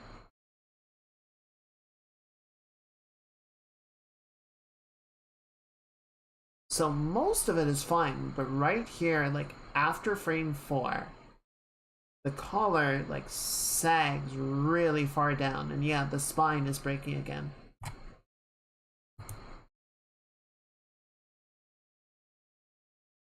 Seems like it sort of caps out around frame 8. It's funny because the spine looks like it's okay there. But I guess it's getting pulled too far backward.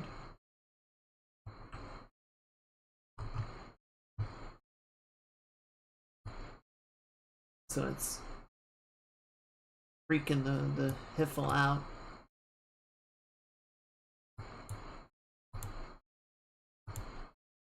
Level that off. Let's see how that feels. Yeah, there's still a weird jiggle that happens. You know what I bet the jiggle is? If there's a control arm somewhere that might be causing it to sort of oscillate.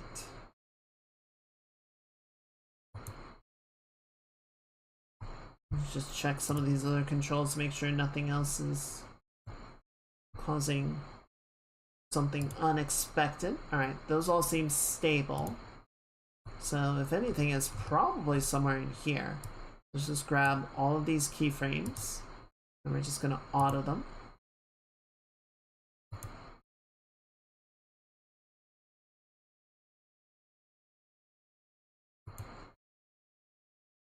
Just do the same at the other end here. Make sure we didn't miss anything.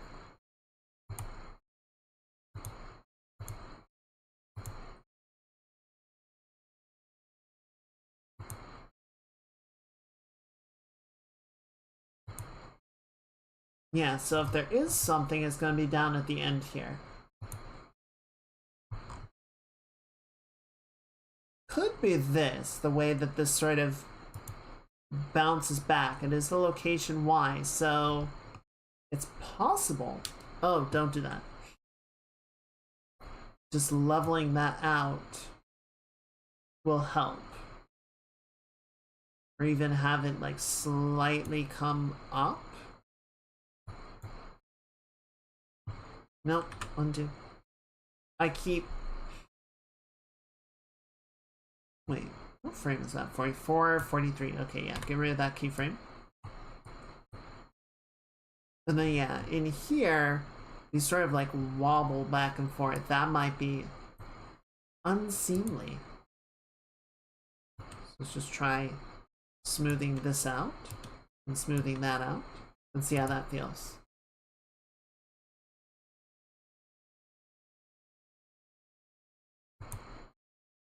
Okay, so that looks better, I think. Right here, we have one more issue where the color is sort of like rolling inwards.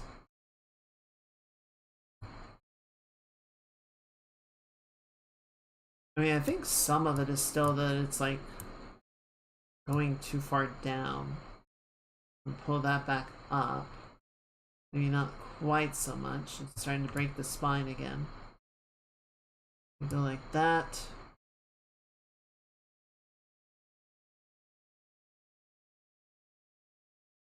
Just go to frame 4.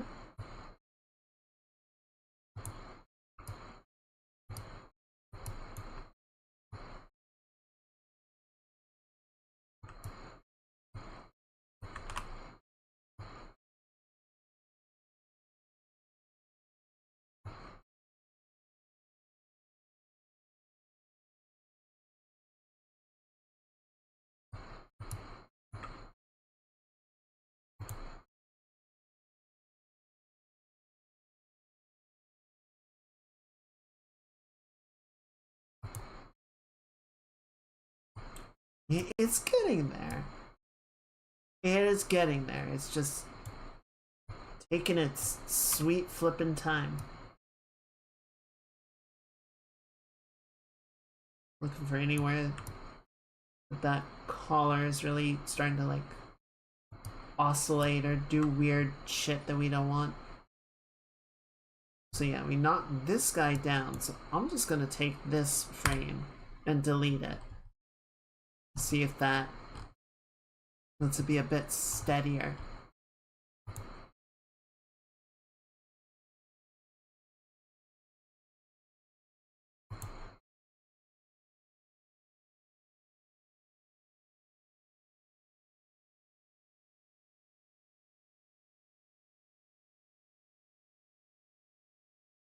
Down, and then, yeah, this part where it sort of wiggles. What is it doing there?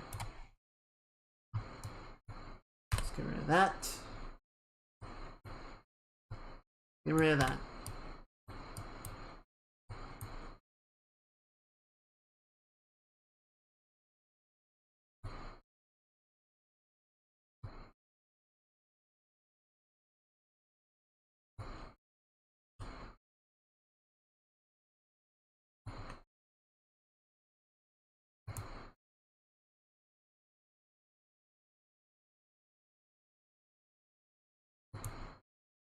It's better.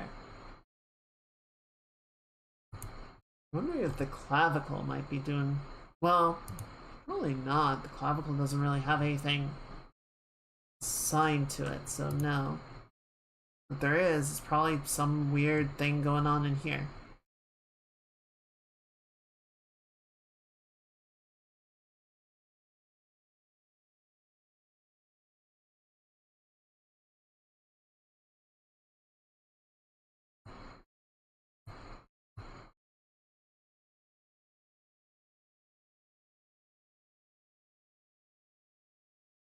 Oh, there it goes.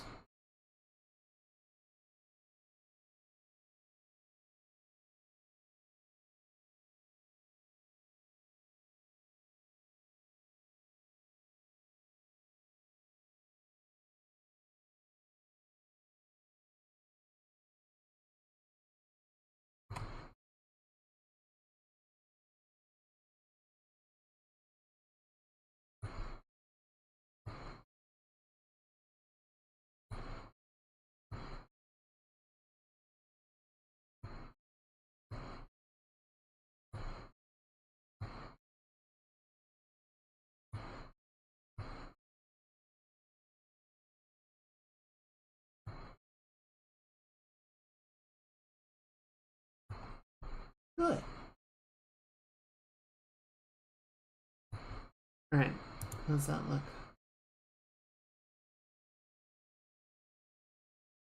It's a little bit better, at least.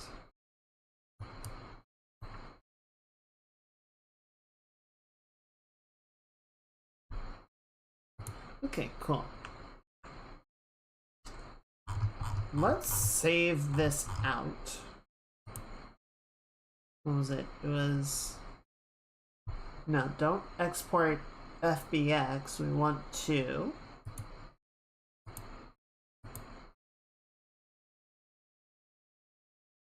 No, don't bake to control rig. Let's see.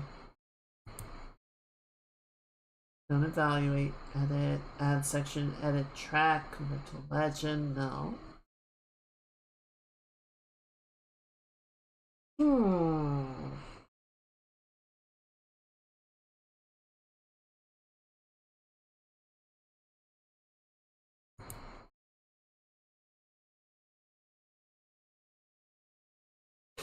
I think it was, yeah, bake animation sequence.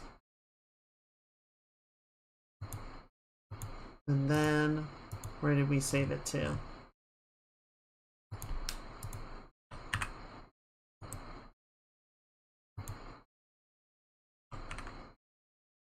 Animation sequences.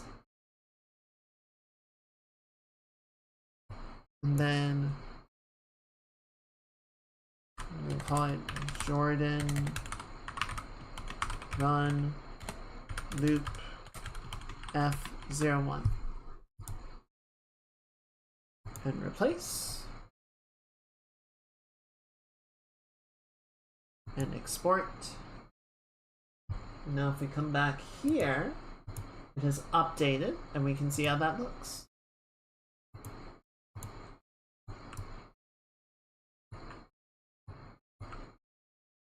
Okay.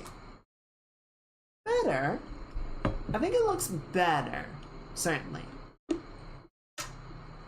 It looks more, I would say, kind of like what we had before,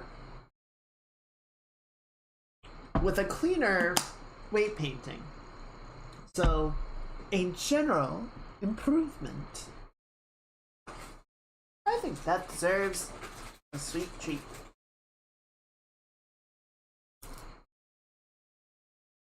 Let's see. With all that said, I do want to mess with the hair physics a little bit, because it's very weird. Feels like when we're setting up the animations, the physics of the hair feels very static. I think it's just not trying to render it.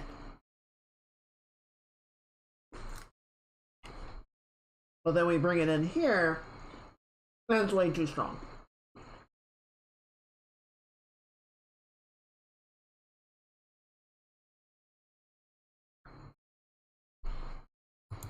So what we need to do is remember where I saved this.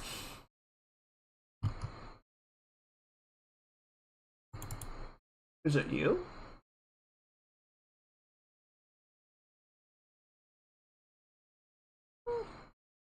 No.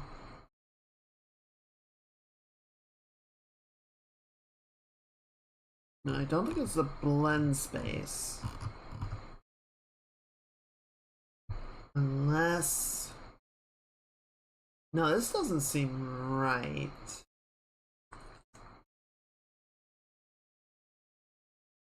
Hmm.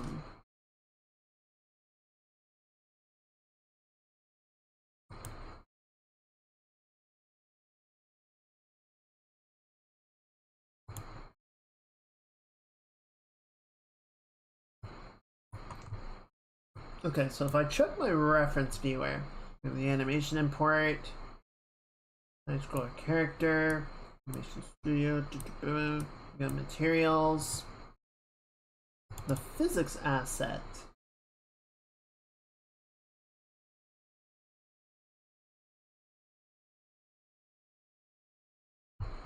Is this what's controlling it? It's possible. It just doesn't seem like the setup is correct. Hmm.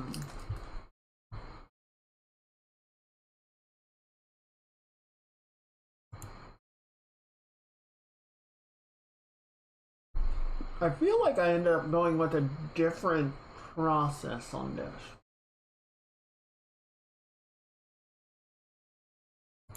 I don't remember what that might have been.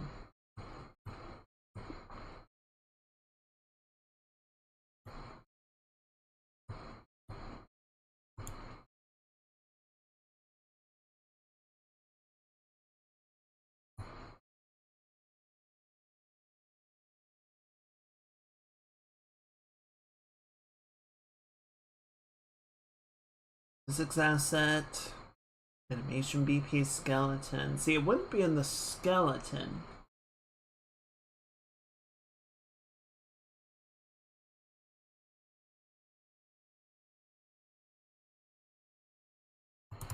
I don't think it would be in here. No, see, this was setting up like the animation blending. That's not physics.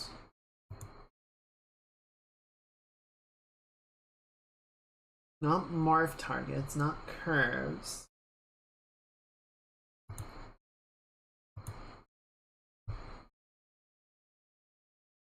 Oh, there's so many settings on these.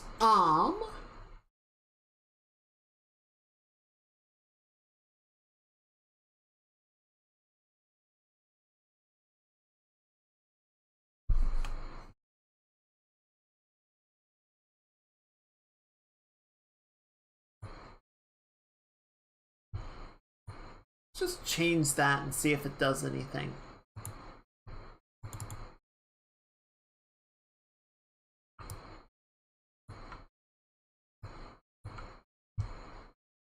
Yeah, it seems like the angular damping.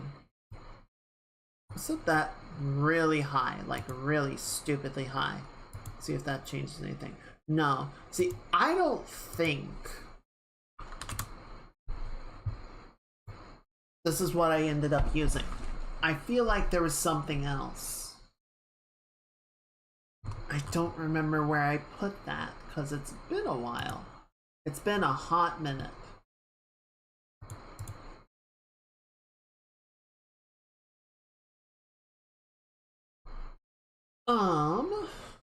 Let's see. Let me see if I can find something. It might jog my memory on how I did this.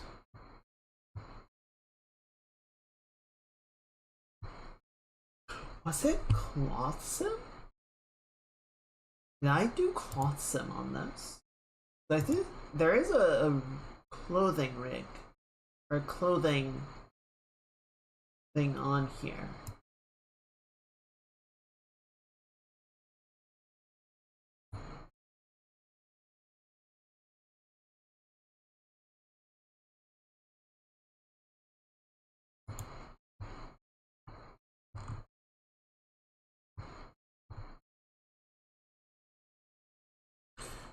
Hmm.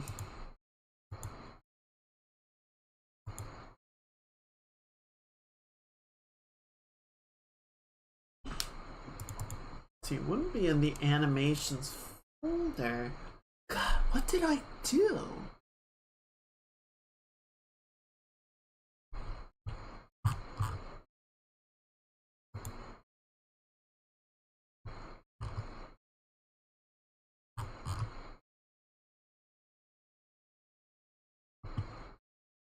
Okay, so there's this video, which has a purple hyperlink, which implies that I have looked at it. I looked at this video at some point and looked to see if there was, and yeah, this character is familiar. So you set up the capsule.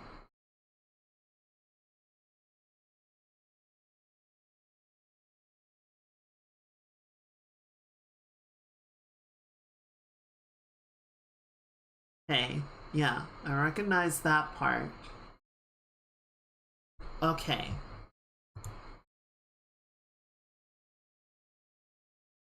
Cloth weight matte painting. Okay, so we gotta go.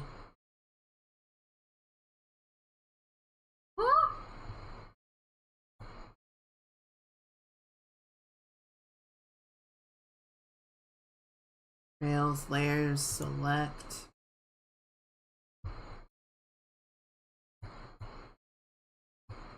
Okay, so yeah, we have the colliders.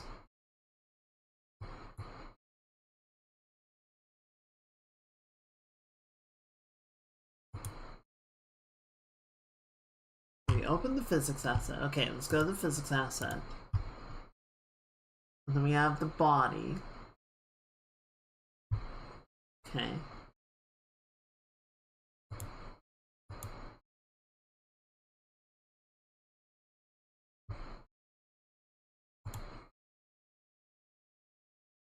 Where's the play button?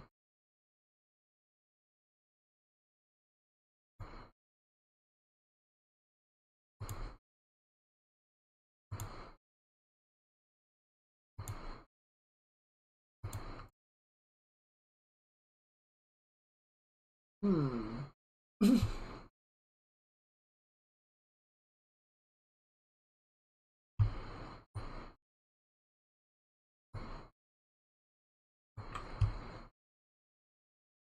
That is a physics.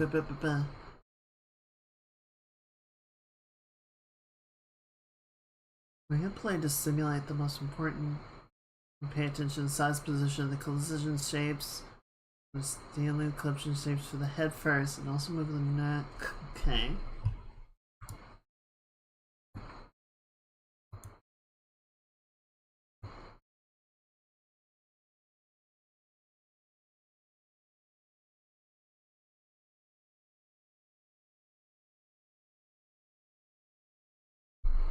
Both Character Creator and Unreal utilize weight maps, and although we already have one that's imported, a little calculation difference between the two engines may need to be refined.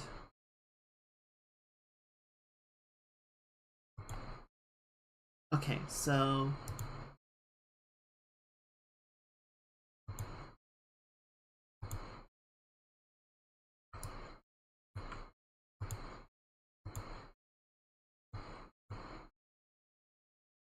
where is that option?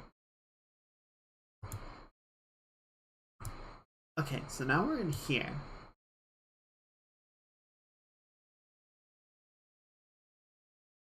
Editing tools. So we were looking at cloth before. That was nothing. Okay.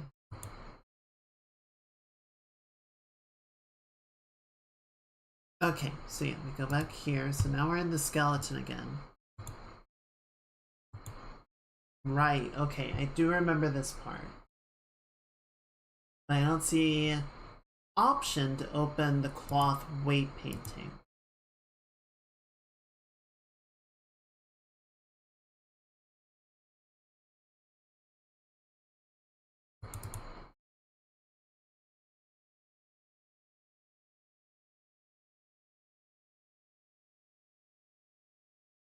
Okay, so yeah, I am similar spot. Model.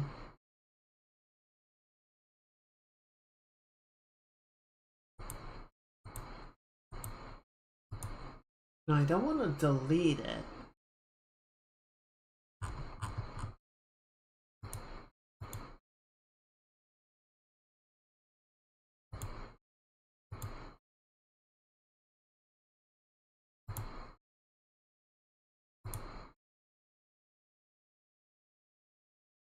The main thing is I just want to figure out where the physics settings are, you know?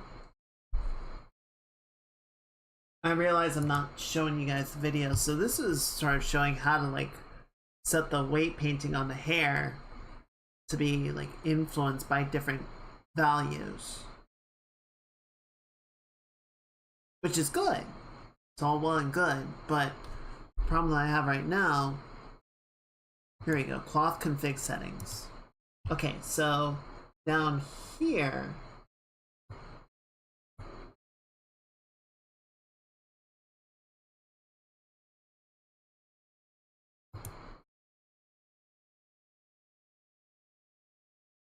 okay, but you just cut away. Where is that? Where are these cloth settings?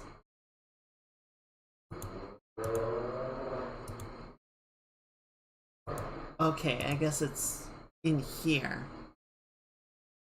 Good gracious, alright.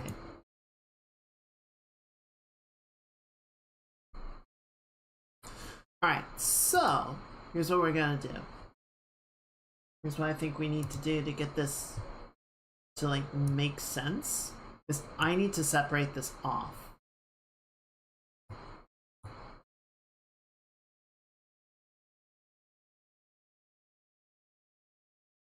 And then we're gonna drag this down here. And we are going to, just so you guys can see what I'm looking at, what I'm doing, I'm going to scale this window down.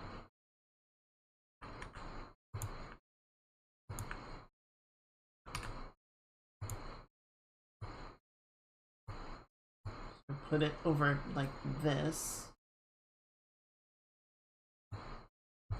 Move this one, that, because basically what I want to do is hopefully go in here. I can start messing with these values, and as I do, we should start to see, assuming that it is properly updating in real time, we should start to see the physics change in its behavior while the character is actually in motion. You know, part of the problem was watching, you know, we just have a static character. It's like, okay, but how much is it actually moving when the character moves? So, like, if we change the density, does that influence it? It seems like it did.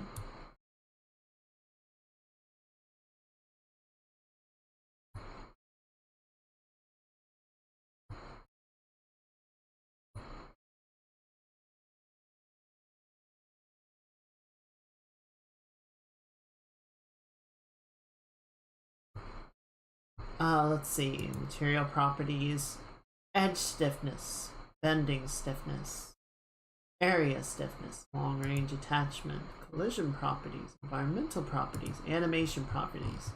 Okay, this might influence it more. The strength of the constraint driving the cloth towards the animated goal mesh. An enabled weight map targeting the energizers added to the cloth, and both the high and low values will be used in conjunction with the per particle weight stored in the weight map. Okay. So if I set that to 1, you can see that basically completely disabled the value. If I set it to 0, oh my god.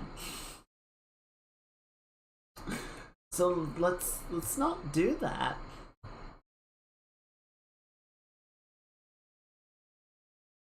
And then what is this? The damping amount of the anim drive. If enabled weight map. Okay, so while it is going to look horrific, let's leave that, and then let's try messing with this first. Okay, so that's still bad. But let's do that just a little bit, which seems to be...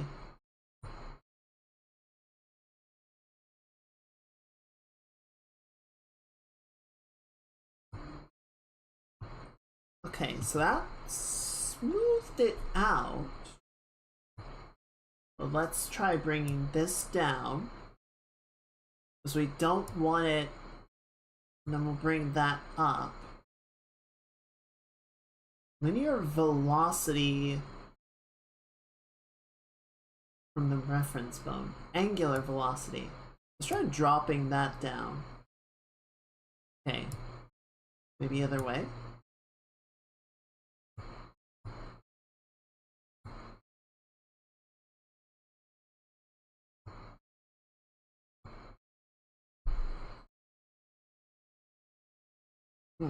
Okay.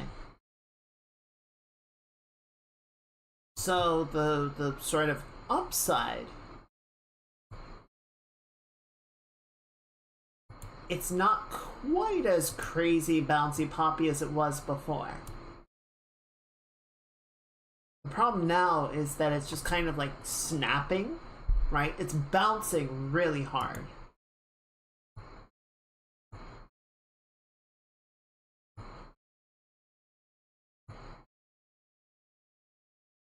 We want something smoother. Alright, well, let's turn self collisions off, because apparently the calculations on that are horrific. Oh my god.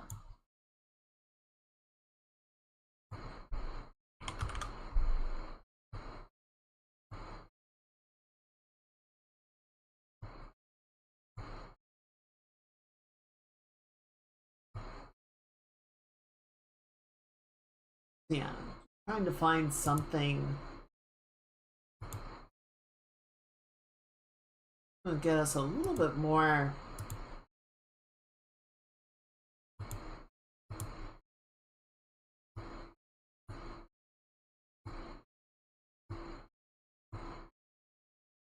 Something smoother, ideally. Environmental damping coefficient. Let's try turning that up. Or here, leave that low. And let's increase the drag.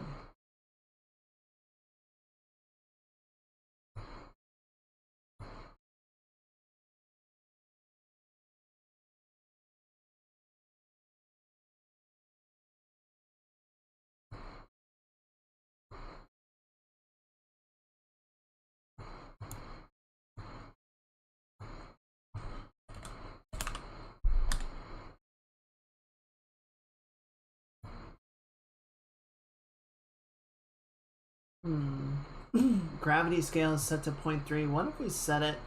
Okay, so too high. That doesn't work. If we set it to a negative value, the hair starts to float. So that's no good.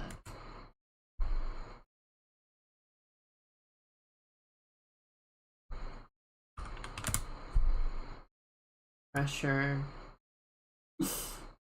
Okay. That's fun.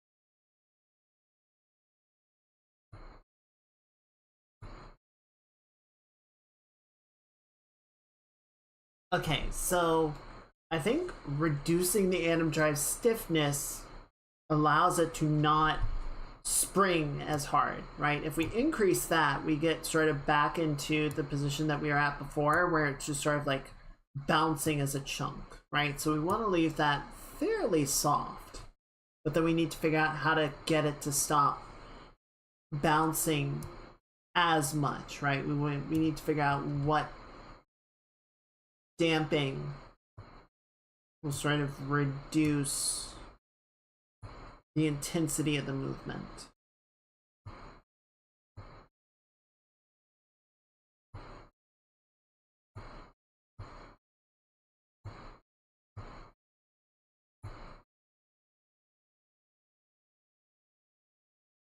That's a little bit better.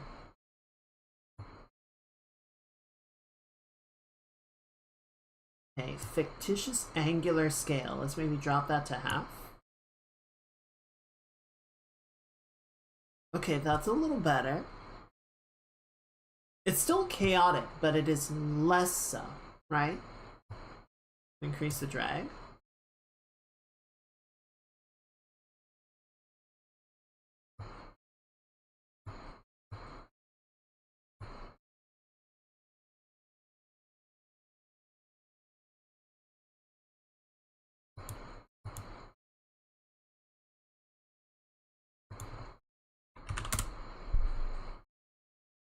Collision thickness is fine where it is. Tether stiffness.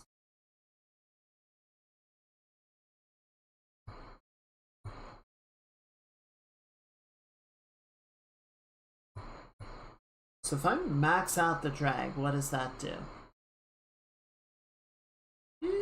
Doesn't help as much as I might think.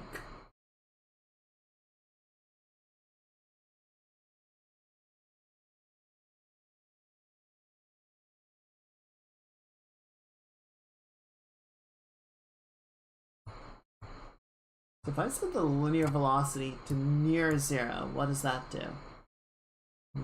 Again, not as much as I would think it does.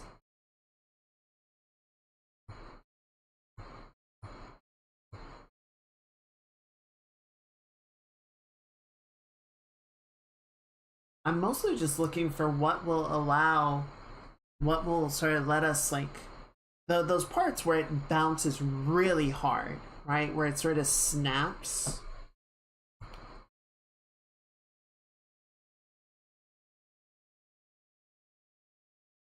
Can I hide the skeleton for a little bit, by the way? I would like to not see the skeleton.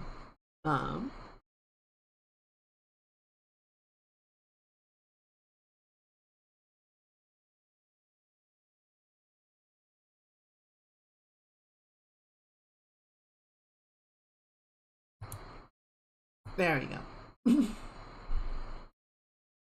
Yeah, so the physics kind of just aren't really, like, it's not moving in a very fluid way.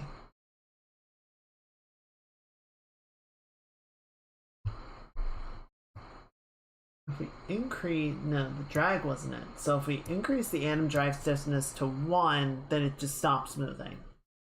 If we set it to 0, then it melts.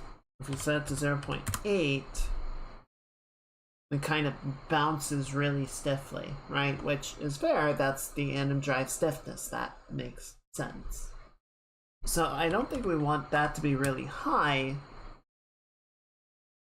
Okay, more than 0.3, let's go like 0.65. Even that seems too much. Or not enough, rather. Oh, it's because I'm not hitting enter, so it's not actually changing the value. There we go.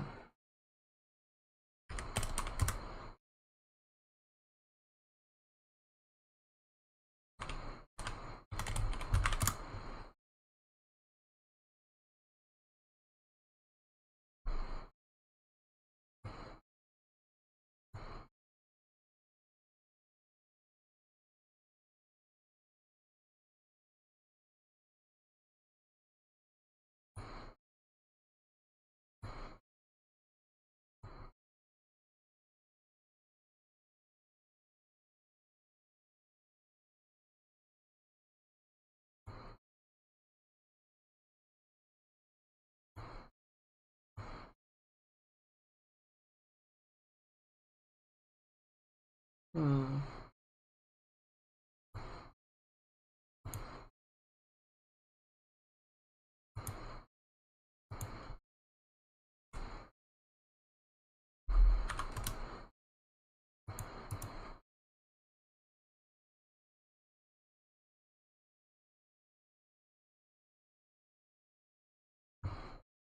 I would rather turn it off if I had to, just because I would rather not have it at all than have it look bad, you know? But ideally, we can figure out why it's not working and resolve it.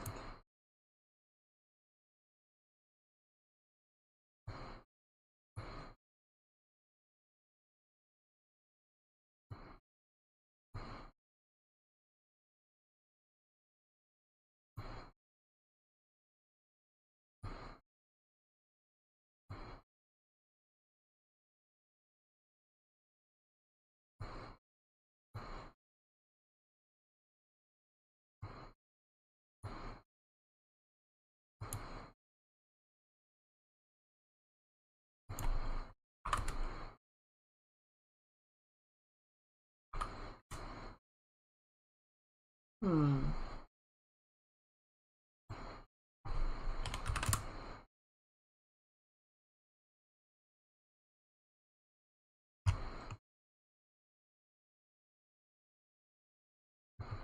Like, it's definitely not there. Uses continuous collision detection to prevent any miscollisions between fast-moving particles and colliders. Okay, I mean, we can check that on and see if it looks a little bit better.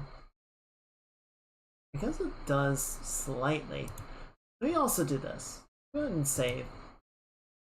I do think it's, well, I was gonna say marginally better.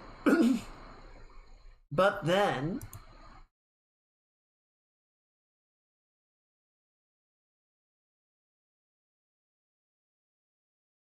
oh, what did you do?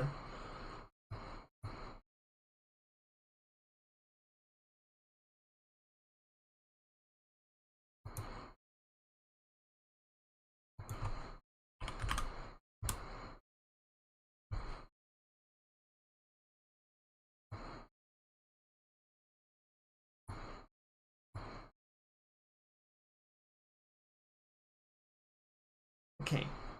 What I would like to briefly touch on, is see if I can get back into the weight painting. Because it seems like the way that I have this set up, it is not very smooth.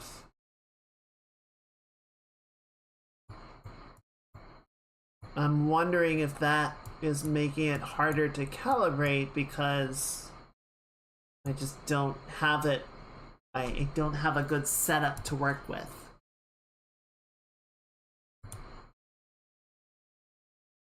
So where is that tool?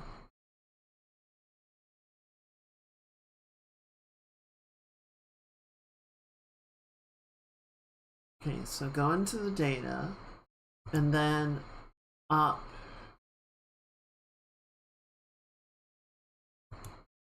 Or is it over here?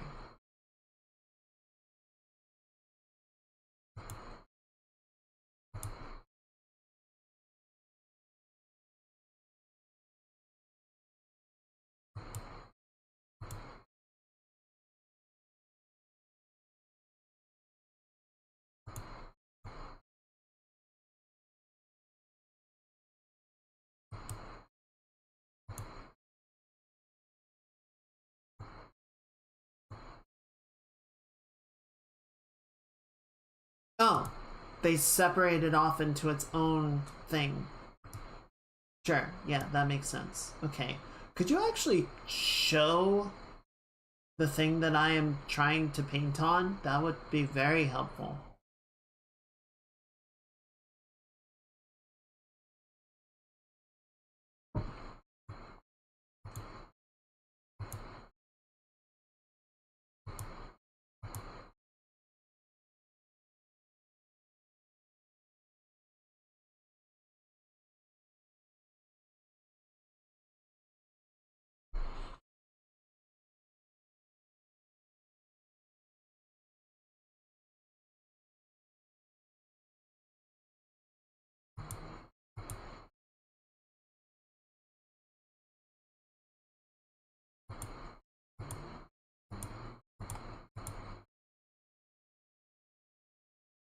That'll do.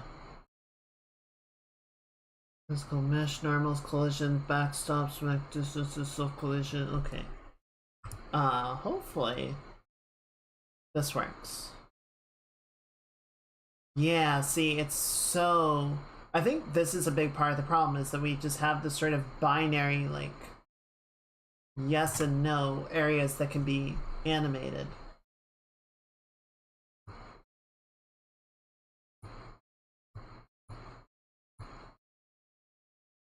So yeah, cloth value here is 0, cloth value here is 100, and then it just kind of like falls off very quickly.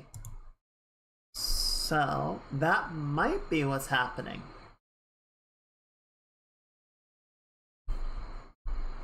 Okay, so where are my controls? Where is my actual tool settings here? Is it over here? Yes, I think so. Cloth painting. Yeah, here we go. Brush. Max. Range. Paint value 100.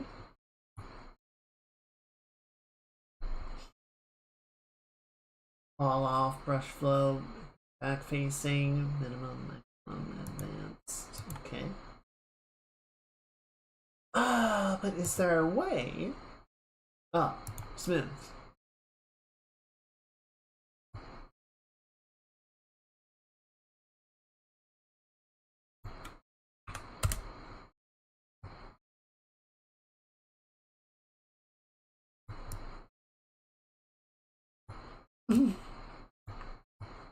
Okay. Oh, I don't know that the colors are actually denoting anything. Let's see. Character, clothing.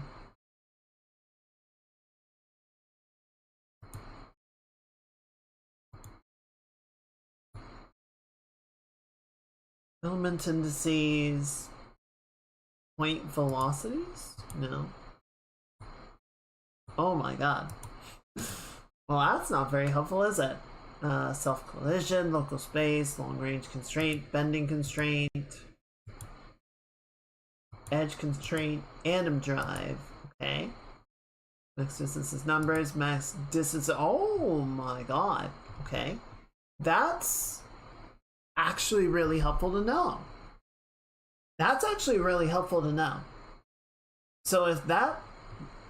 So we definitely don't want the max distance here. Let's see if we can go in and find the slider that's controlling that, because that explains a lot, right?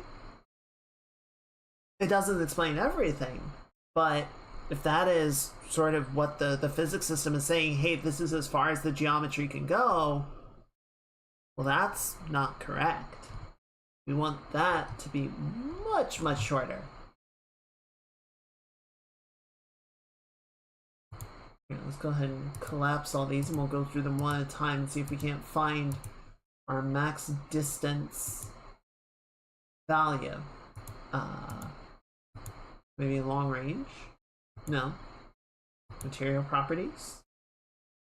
I'm so glad you how should I put this? I'm glad you think I understand this.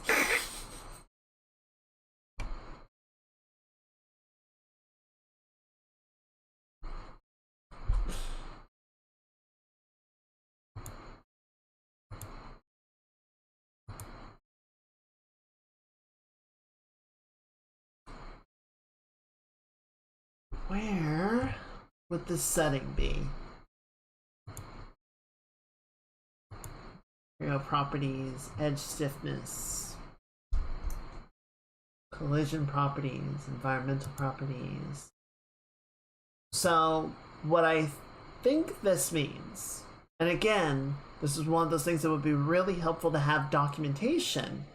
And yeah, so draws the current max distances for the sim particles as a line along its normal.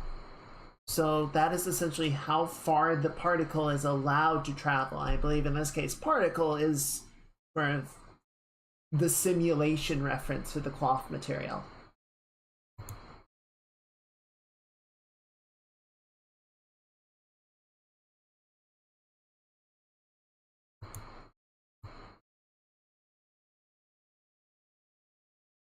But I don't know where that is controlled.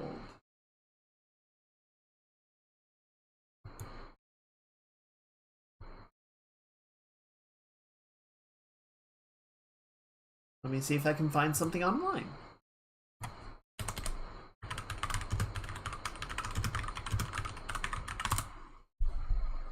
Set cloth max distance.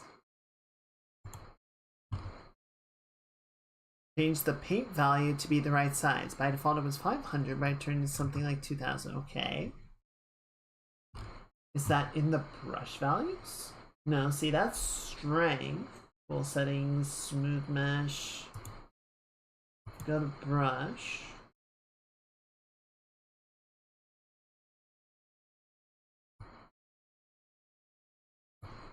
Okay, let's turn this off so that she doesn't look like a porcupine and we can actually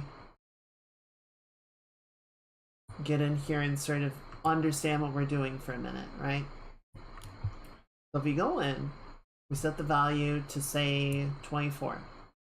We're just going to paint that in right here. And then we turn that back on. Do we see a different max distance for that section? No, not really, no. Okay, so that was not controlling that.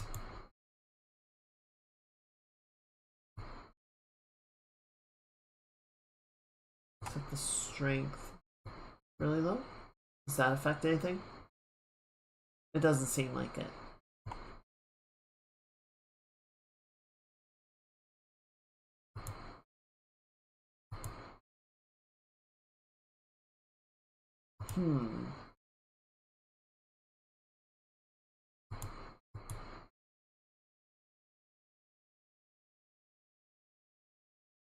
Yeah. Let's see if I go in. This is not changing the numbers at all. If I switch to fill.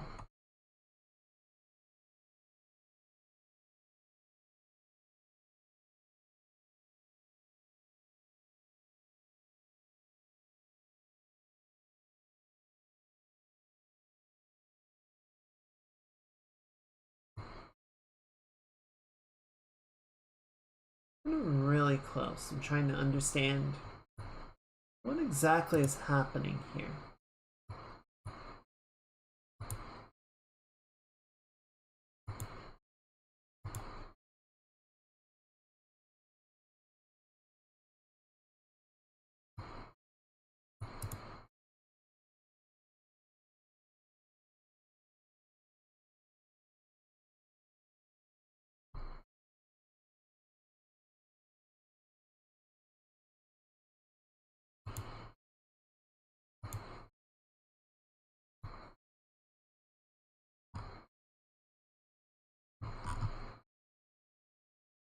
Okay, so author mesh geo, fbx, import the mesh, create the clothing.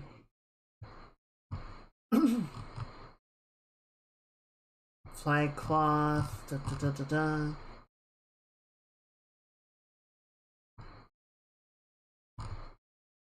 From context menu, create cloth asset. Asset name, give your asset name, remove from mesh. Apply the clothing data, painting the cloth. Painting tools. Paint brush radius.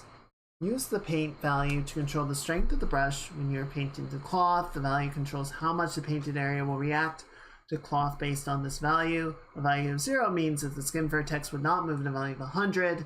Would allow the skin vertex to move 1 meter from its original position. Jeepers, okay.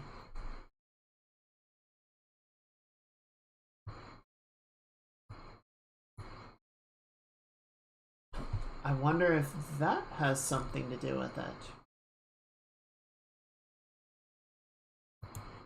Okay, so where do I have some... Wonder if that maybe has something to do with it. Where is this located?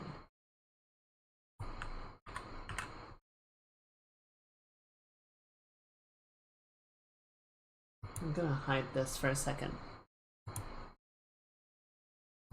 Or no, I guess I don't need to hide it. Well, except that the window's minimized, so it's very confuzzled. That's fine.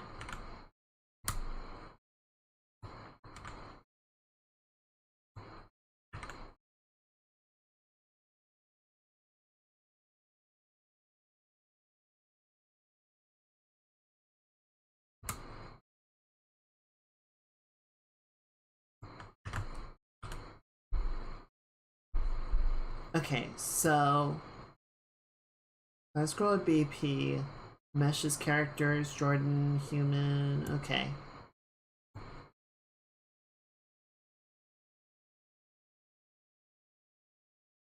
So we're gonna go into characters, Jordan, in here.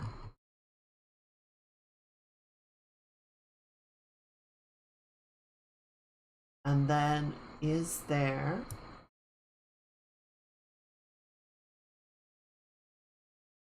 and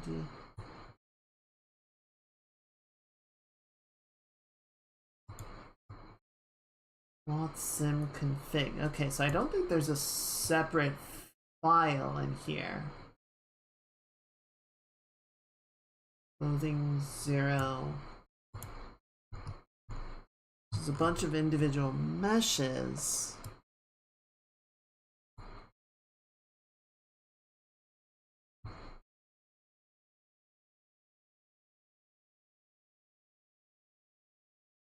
What I was wondering is if there was a separate file controlling the cloth simulation, and that maybe we needed to go in there to control some of the various effects. That doesn't seem to be the case. So it seems like everything should be in here.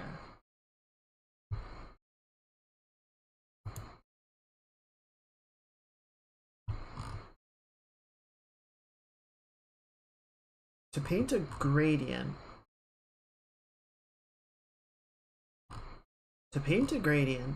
use the left mouse button to paint your gradient's start value. It's indicated by a green dot over the painted vertex. Hold Control left mouse to paint the gradient end value. This is indicated by the red dot. When you're finished, hit Enter. Paint the gradient. Okay, let's get rid of the numbers. It's not really helping us at the moment.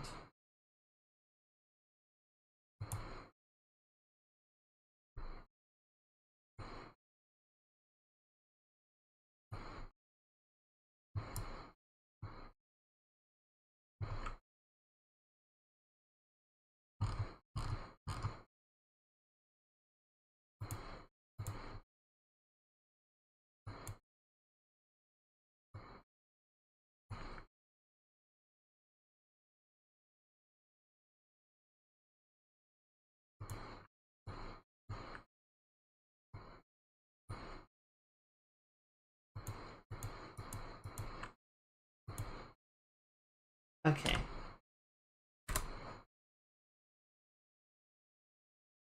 Yeah, I think this would make more sense if we didn't have as many overlapping values.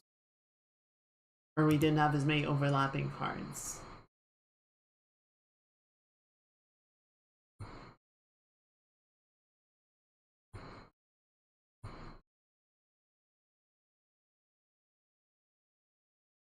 Collisions, backstops, Mac distances, self-intersections, local space references. There we go.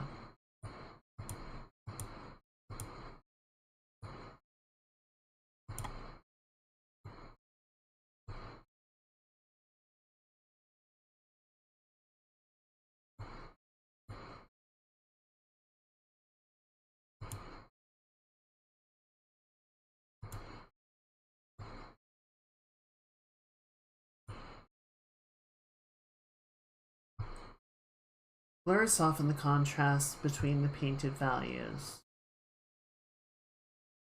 Yeah, so should be able to just smooth this, but it doesn't seem like it is.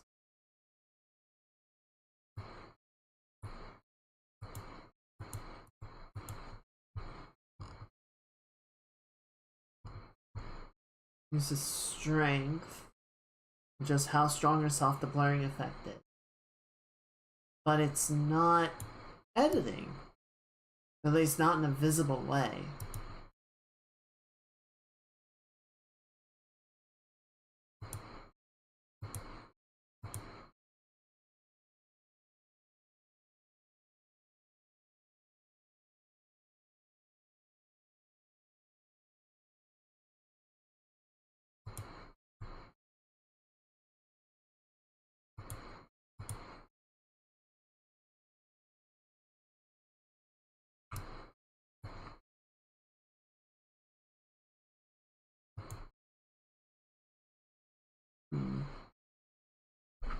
This is confusing.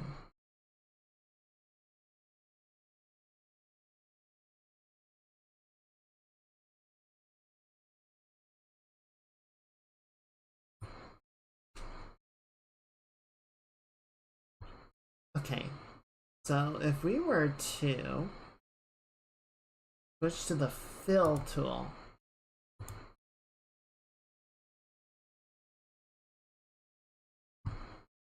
enables you to replace areas, similar values with another value. Use the fill value to set a value to fill the vertices in the area with.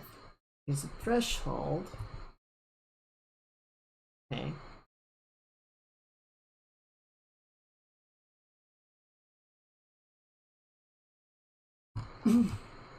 Okay, but then, like,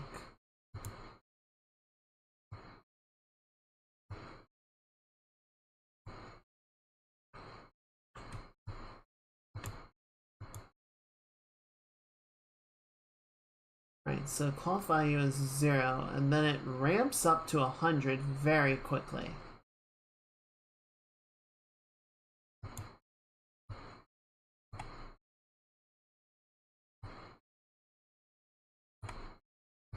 So it's not... I don't get how this tool is supposed to work. Use threshold to set a value. The fill operation should use when sampling the vertices to replace. But then where's the actual action to fill with?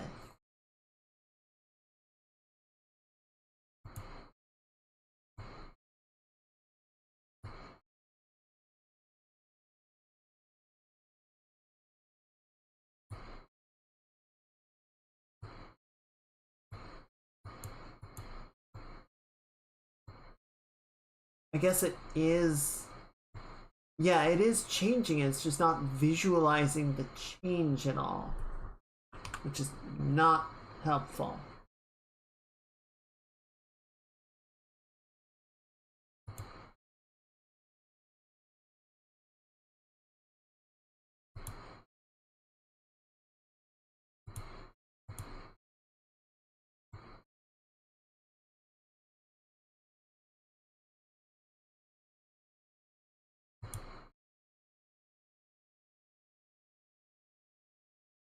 But you can see the areas that are affected in red are not moving, or are moving very little. The areas that are like orange or normal colored, even the cyan areas, are moving much better. And it would be nice if I could actually get this to smooth out, but it doesn't want to.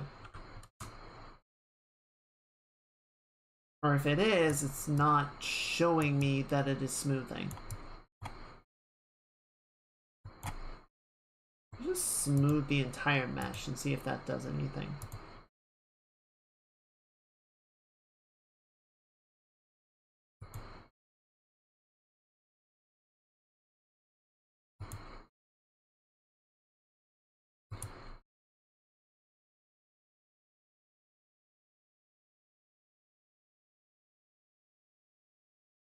Okay, and then let's read through the rest of this. So you have cloth properties. Be able to adjust cloth to simulate different types of materials. Also features a shared sim setting across all cloth in the scale mesh asset. Masks is a parameter that can be swapped out for your clothing.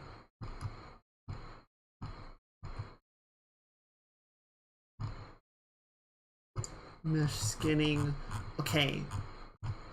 But then you just like show a screenshot of all of the settings and you don't say what any of the settings do. That's terrible documentation.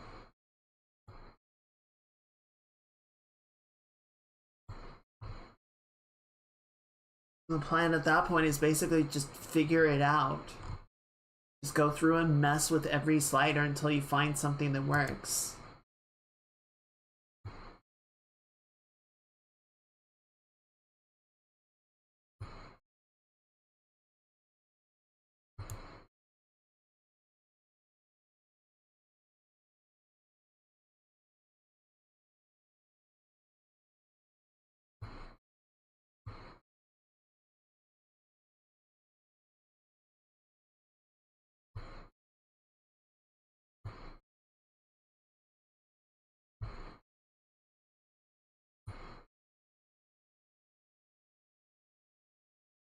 So yeah, lets it move a bit more. But what I would really like it to do is to bend more fluidly. Right? It still feels like the bottom section is sort of moving as a unit.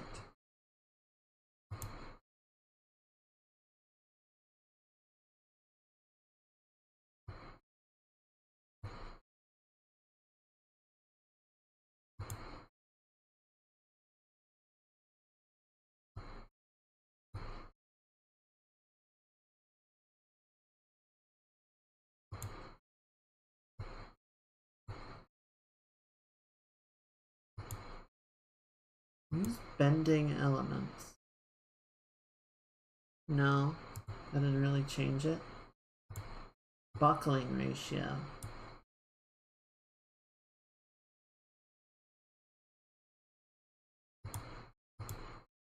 That didn't work either. Okay, hang on. Pause you. It would be really helpful to have an actual visualization of the weight, like the influence that we're dealing with.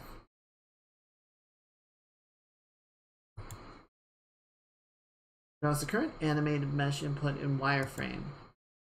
Draws the current physical mesh in wireframe. Particle indices, physical mesh normals, point velocities, animated mesh normals, the collisions, the backstops. We don't have any backstops. The max distances are still really long. The anim drive, edge constraints, bending constraints, long range constraints.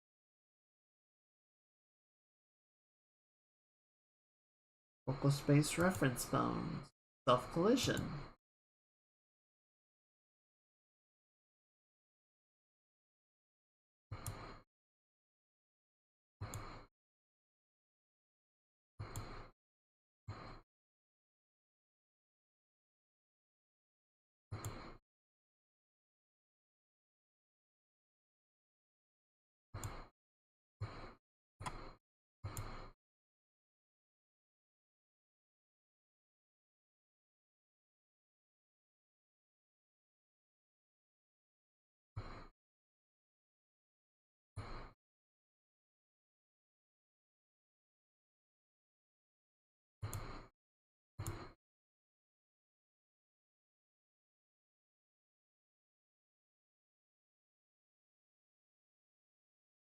Okay, so it does seem like it is somewhat smoothed it out.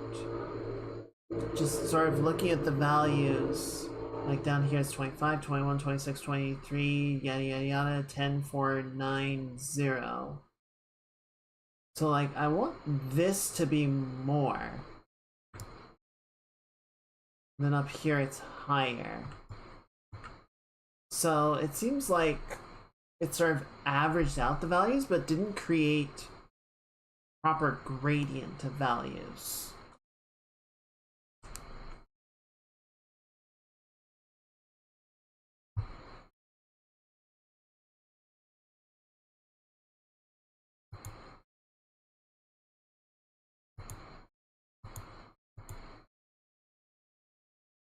Min and max values will be calculated from the values present.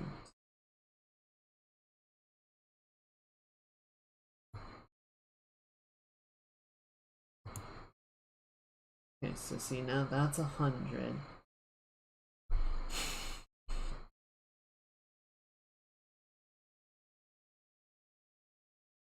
Admittedly, I don't know if I'm using this in the way that it was intended to be used, but it seems very not great.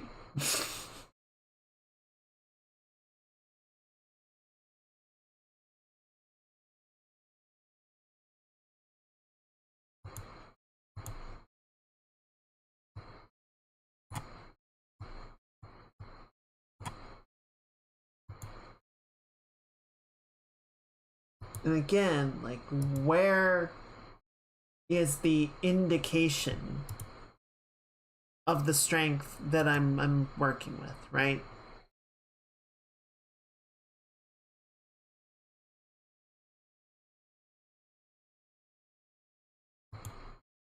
Why am I not getting something to show, oh, you know, this is under this much influence?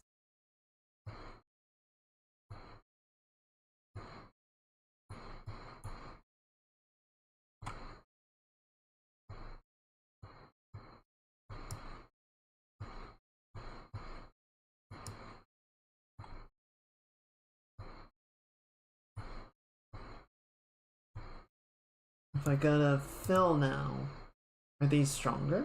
No, that's still super low. So did you just ignore it? Did you ignore what I was doing?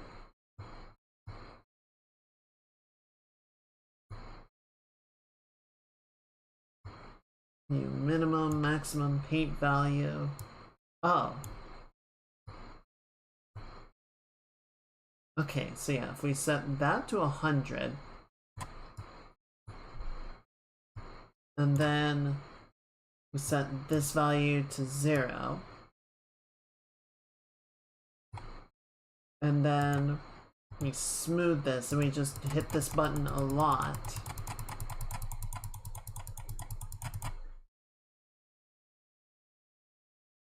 And now we go to fill. What does this look like? That's 23. Okay. See if that runs any better.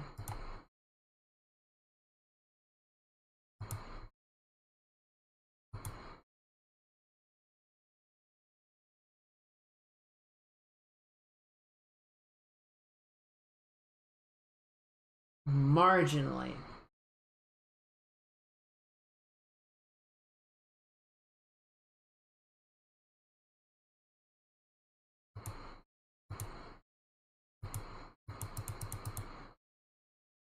It's not quite as stiff, at least.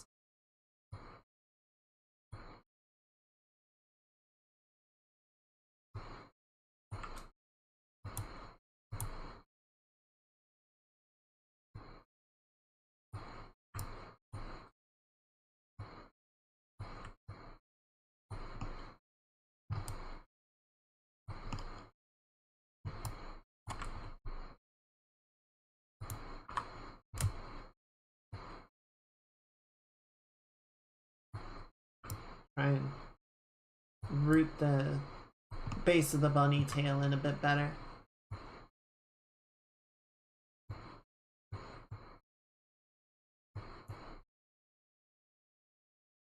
Okay, so that seems marginally improved. But now we're still dealing with settings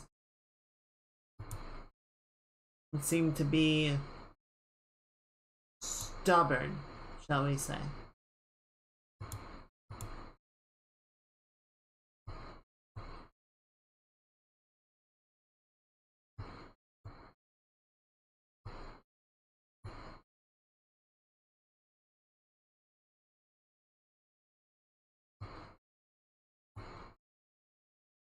Area stiffness.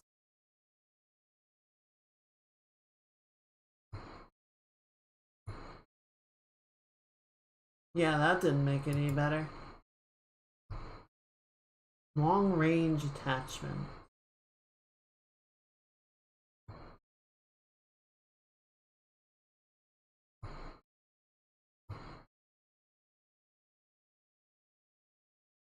Okay, so leave that somewhere in the middle. Random drive stiffness. So yeah, if we set this all the way down,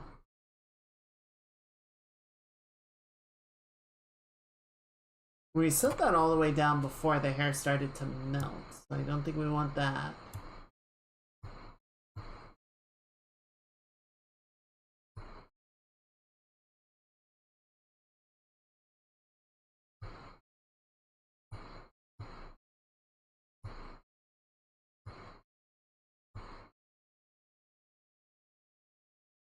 Yeah, we need some damping on the animation drive because otherwise we get this weird bugging out effect.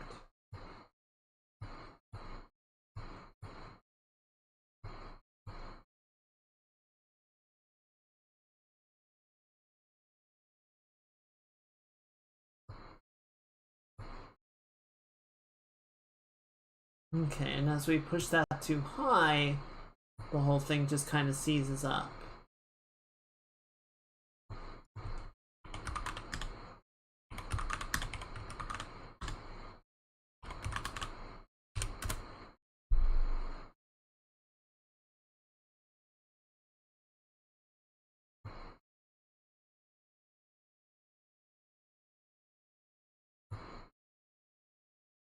Okay, so the fictitious angular scale doesn't seem to be doing a lot.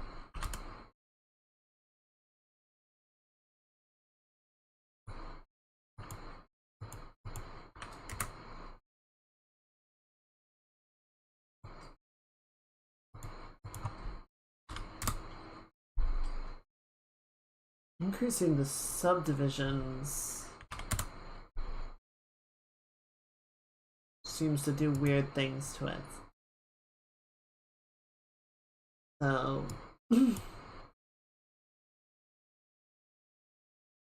yeah, we increase the anim drive damping, and that sort of locks it in place. We decrease the anim drive stiffness, and it gets really goopy floppy. We increase that. That also locks it in place.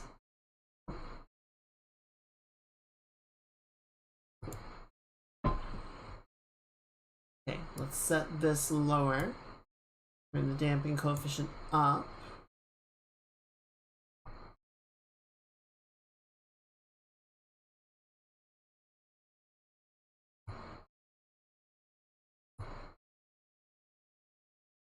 Okay, so if we turn the damping coefficient off, it starts getting a lot floppier. Makes sense.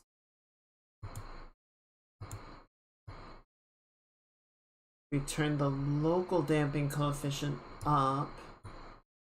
Doesn't seem to affect it very much. And turn drag up and see if that helps.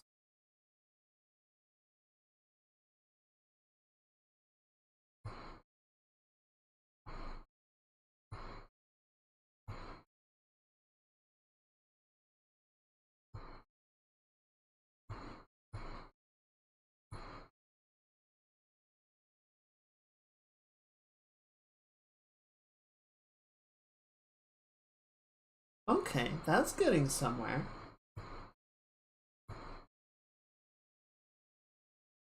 Like it's not it's not swaying, right? But I think that's reasonable given the length of her hair.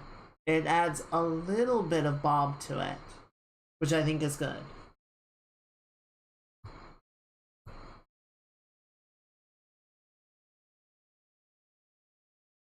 Might actually be able to increase the gravity scale by a little bit.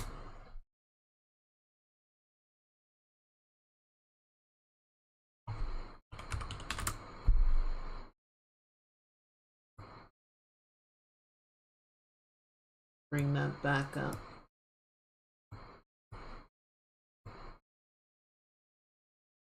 Bouncy Bobby.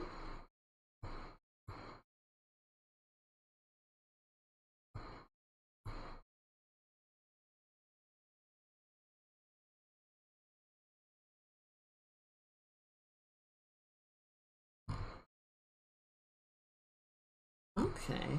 I think that's actually starting to look pretty good. Check from some other angles. Yeah. Like, it's not, again, it's not like a, you know, really energetic range of motion or anything. But it's something. Excuse me.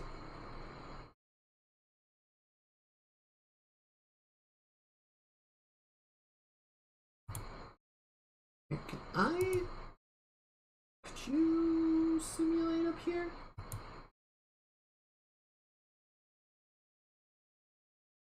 Please don't crash. Let's just save everything in 1 second.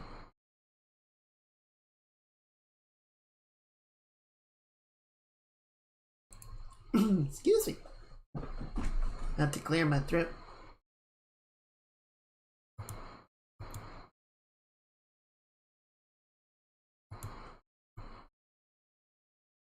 Okay, so if we take this and we go back here,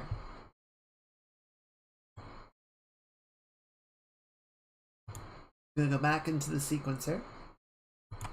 I'm gonna open this up.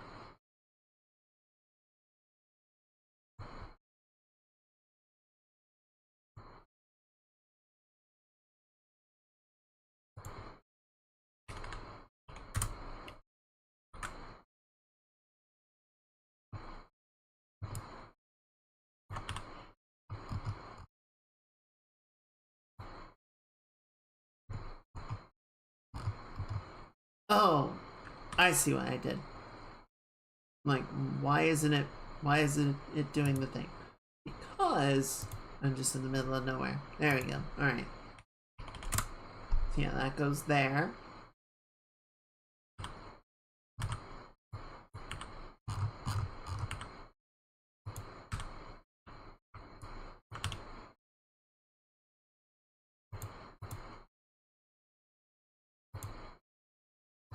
And then you need to go out here to 400.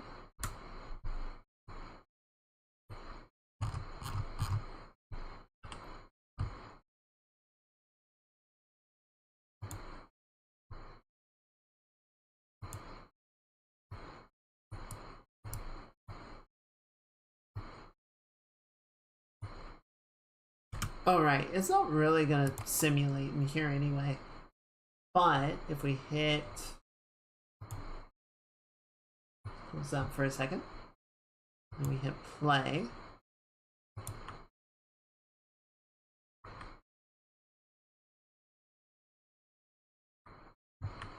yeah, this distance is hard to see that it's doing much of anything, but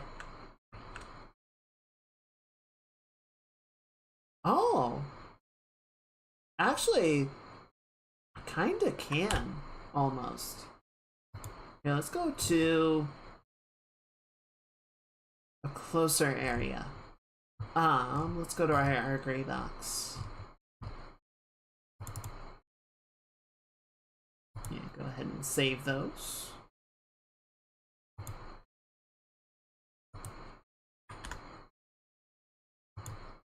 We need to drag this sucker back to the start of the level.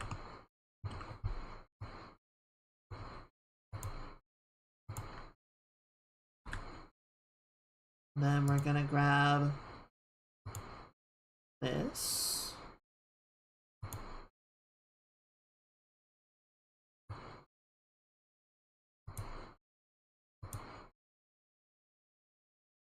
And set the camera distance to, let's say, 300.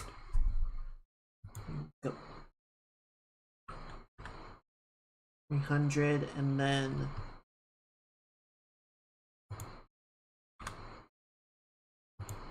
we'll camera shift to the player.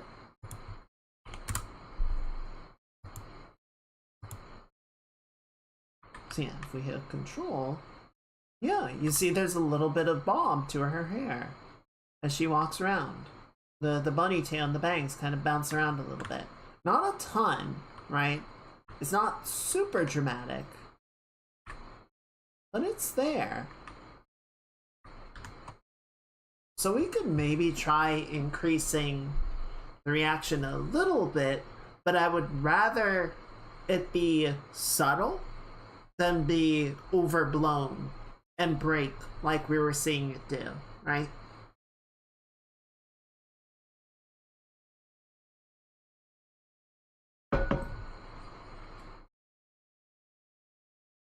Or a thing, just because I'm curious.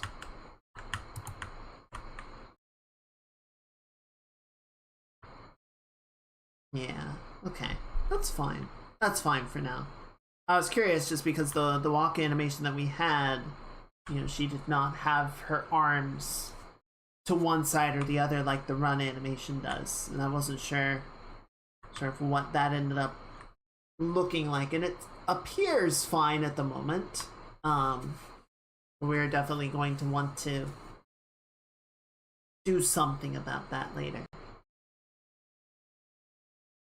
Okay. Well, I think we got a fair number of things fixed up tonight, which is cool. That's good.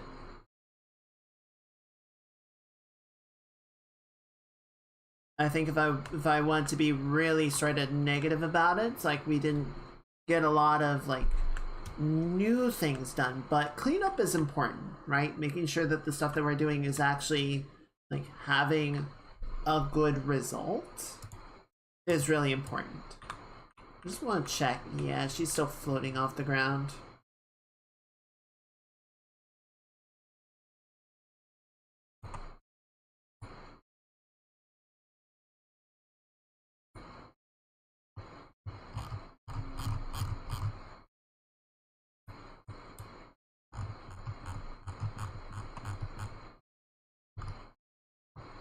You can see the capsule has a little bit of a gap there, which might just be kind of how the engine works. And then because she's inside the capsule, she's ever so slightly off the ground. Let's fix that up really quickly.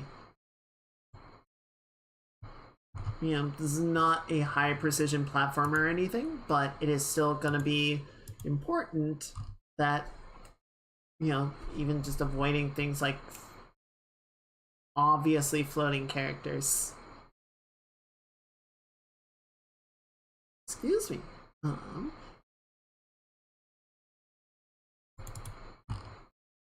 There she is.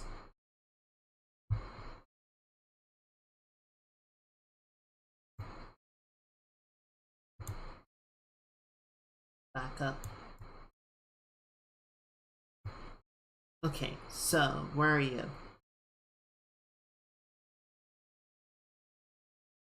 I'm getting tired.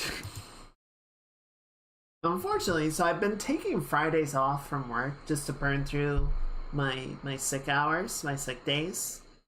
But because of sort of how things are going right now, and you know, we've got a bunch of stuff that we're trying to land and get done and all that, I told my lead that I would check in tomorrow. And, you know, if there is room to work, then I will work. If there's a possibility to help get things done, then I will be on the case.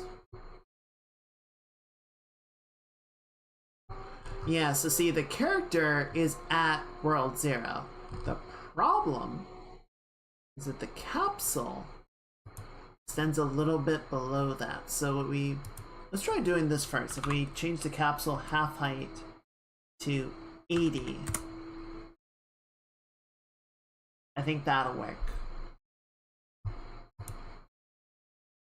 Let's compile that. Let's just double check. Okay, so yeah, you see it like comes right to her scalp. And then the bunny tail just like it's gonna get a little squished if push comes to shove. We'll see how that does. That looks better. If we eject.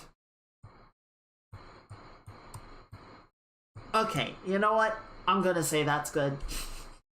I think that's as close as we can realistically expect her to get. And then whatever difference there is just how the lighting system is working.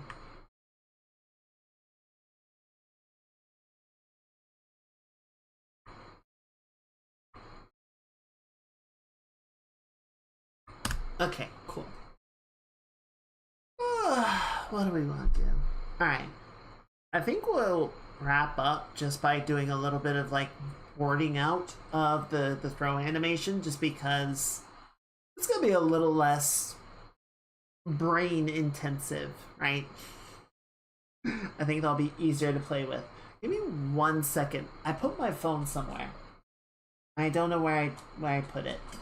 Let me go find it.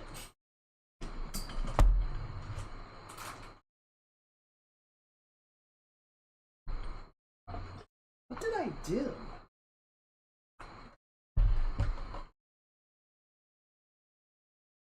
No? Okay. So I did unplug it.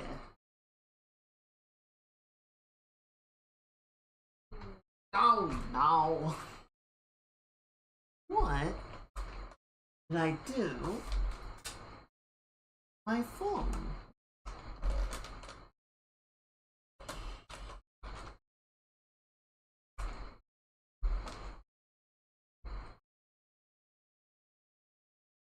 Most likely I threw it on my bed or something.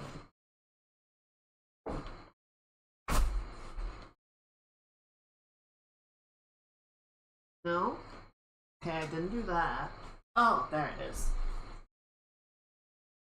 Oh, I was doing some exercises earlier and I was using the timer on it and apparently I left it there.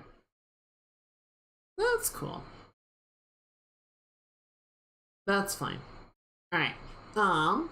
Sorry about that. Just wanted to double check it. Let's see. Yeah, I think my brain energy is about tapped out for the night. So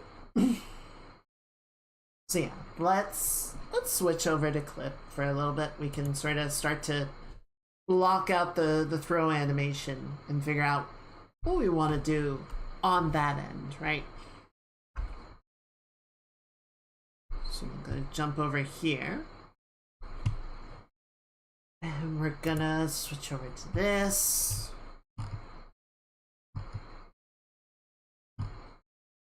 So yeah, we have the very sort of rough version here, right?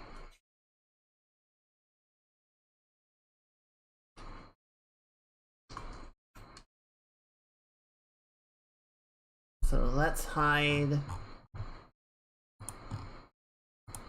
this.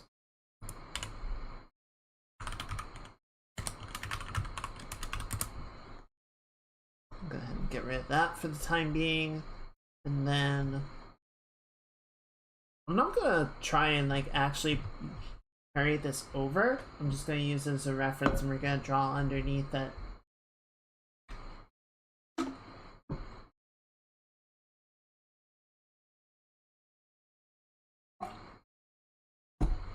Okay.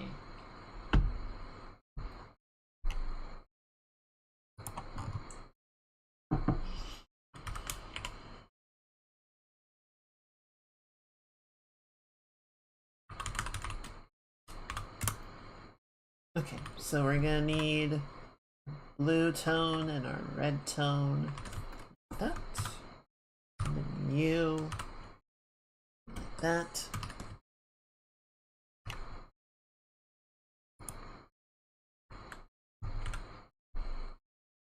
So I lied slightly. I want to bring this in just to sort of start us off.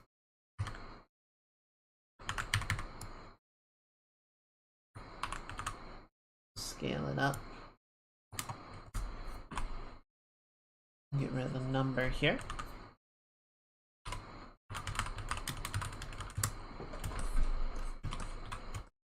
So yeah, this looks good. You're good right here. All the far limbs will lock in blue just to make it easier to understand what we're working with in a given frame.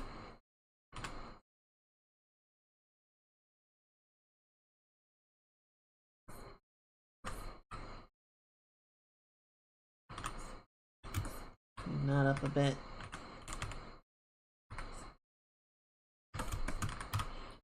Right, so this arm is coming across as we saw in the completed run animation, right? This one is doing the bulk of the dragging.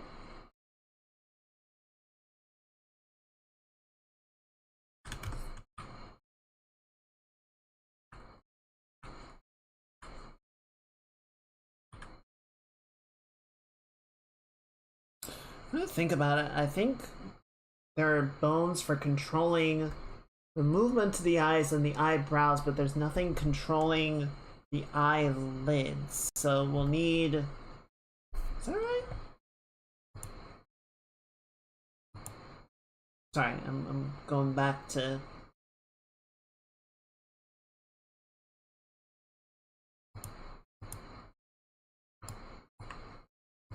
Going back into Unreal really quickly just because I want to double check that. Yeah, so we only have bones controlling the eyes. We do not have anything for the eyelids. So we'll need to add something in there for the eyes to blink. And then we'll need something to control the mouth. Another time. Another time. Not right now. Just things for later. Thankfully, I only have the 2 characters in the game. So the number of times that we are going to need to rig and wait and animate all these kids isn't going to be low compared to many projects.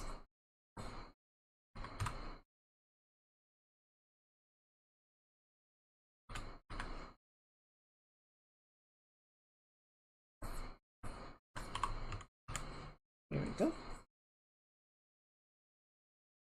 Tick, tick, tick, tick, boom. And just sort of clean up some of the leftover bits so it reads a bit more clearly. Okay.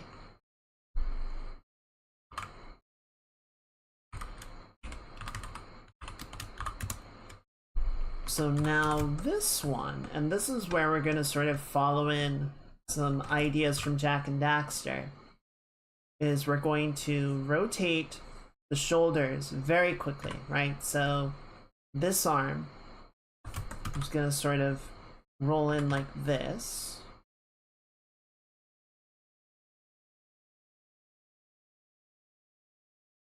This one's going to start to sort of pull across.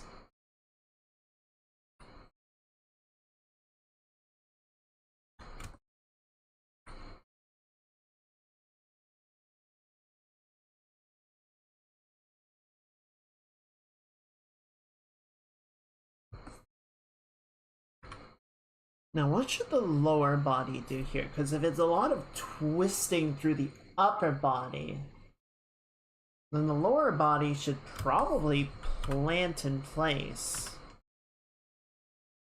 Or at least wouldn't do a lot to sort of reinforce. Or wouldn't do a lot to follow the same movement, right?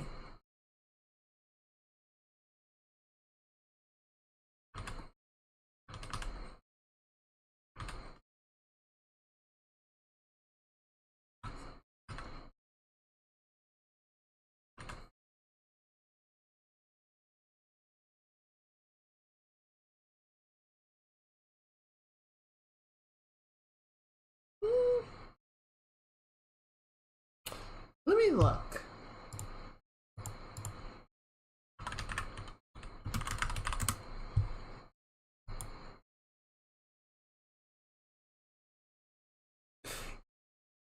Okay, yeah. So if we look at, yeah, this is just like a diagram.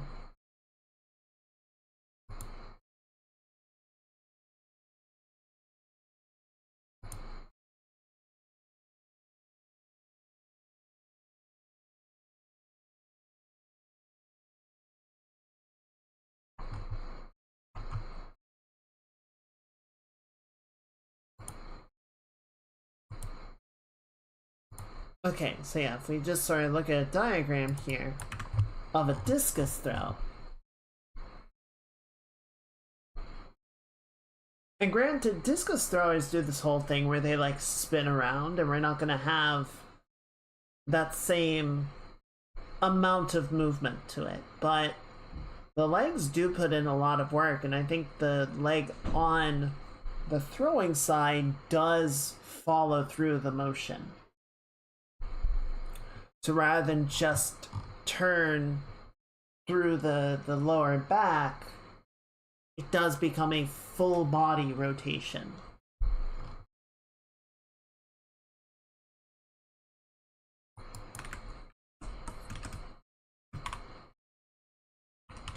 So maybe this leg can sort of start to tuck in.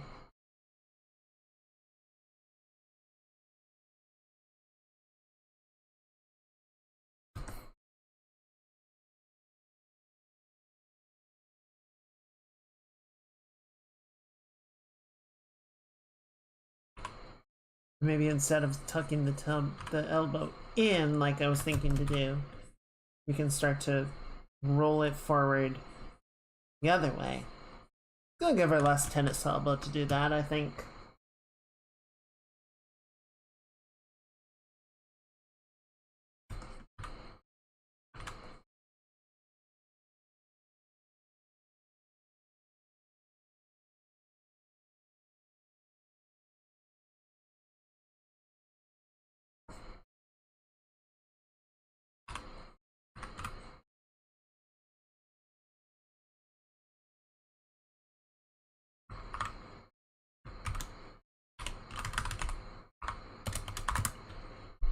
Alright, so now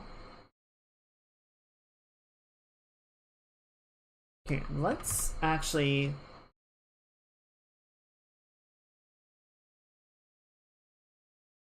we'll sort of space these out. Same way as we do with the animation in Engine.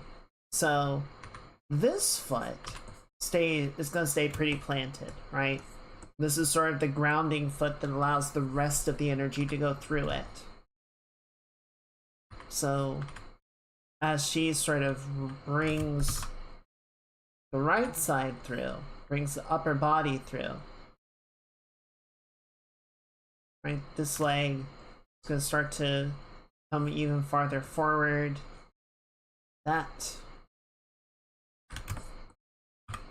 This leg needs to stay more or less in place.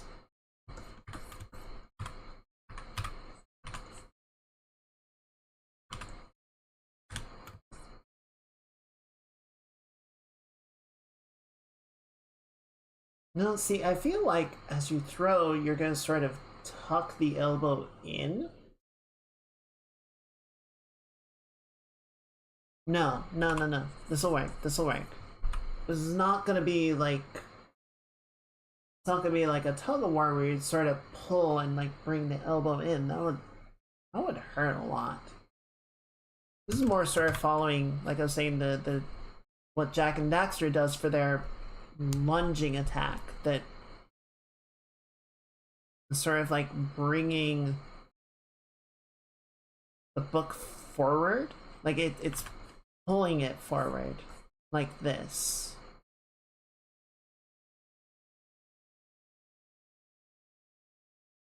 And then, yeah, let's put the thumb on the back here just to help make it a little bit clearer what's happening.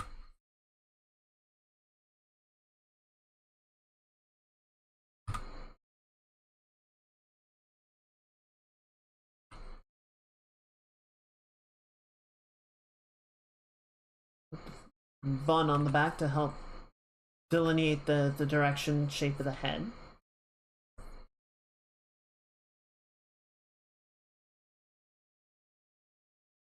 And then let's move the whole body forward more. Sort of compensate by bringing the left leg down farther.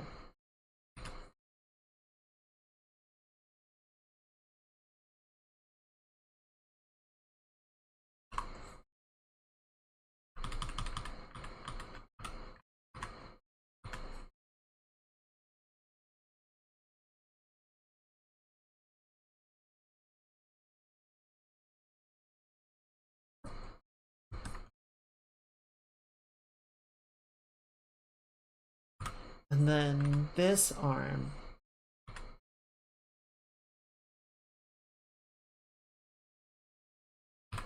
can be sort of pulling through this way. I think that's working.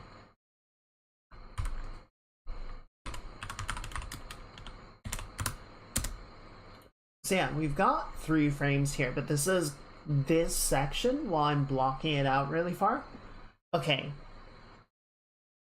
Yeah, this one is a little bit different. Like the walk cycle and the run cycle, right? It's really what you want to do is sort of have the ends and then you like subdivide and subdivide it. This is not the same sort of like sequencing of events, right? Like it doesn't subdivide in the same way. So I'm kind of going through it step by step, and that's not necessarily the smart way to go about it, but essentially we're finishing this up.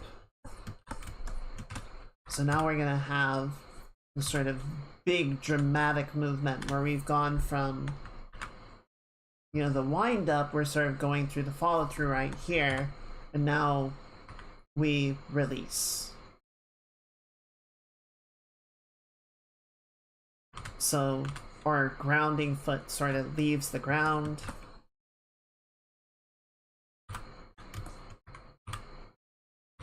The right leg that we've been using to sort of help drive the movement through the lower body,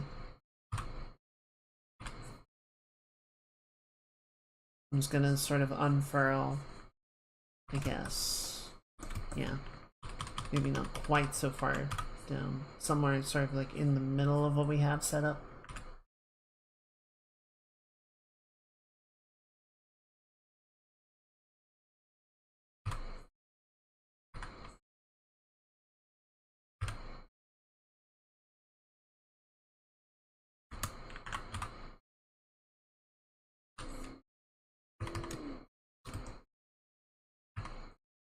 Elevate it.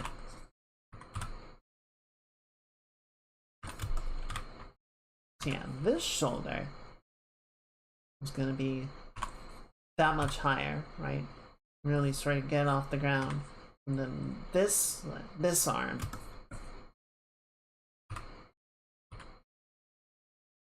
is going to be sort of starting to relax, where this one is really sort of following through the motion.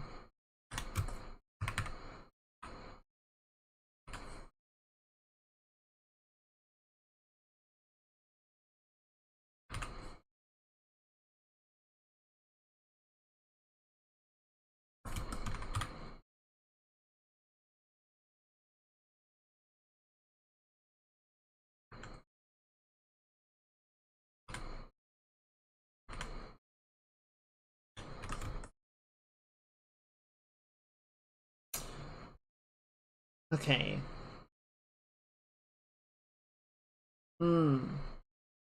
I kind of skipped a step here. Okay, I see what I did. So yeah, this one.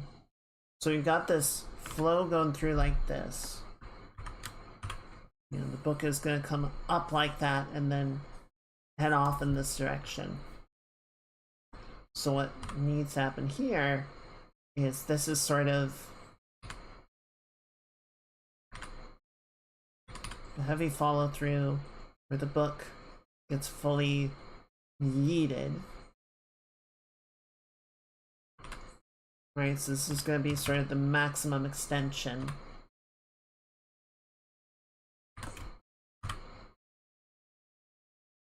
Right. So yeah, I skipped a frame essentially.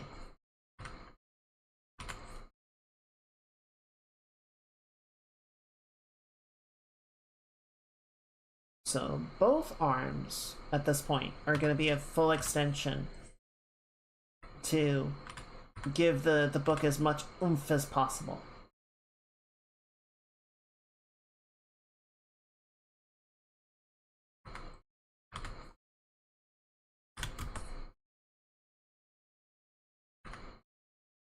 You know, the leg that's sort of been rolling through is going to carry the full momentum.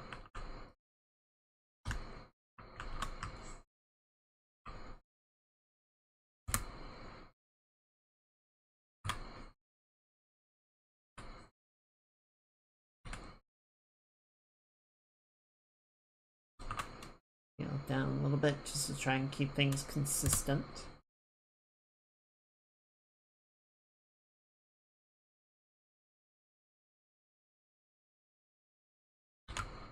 And now we get into that one that I was just sort of trying to figure out, right? Like, she has thrown the book, she sort of starts to get trailed after it. Right, so this, the right arm is still sort of following up through the core of the action. But there's a little bit of destabilization, right? There's a little bit of like it being heavier than she anticipated.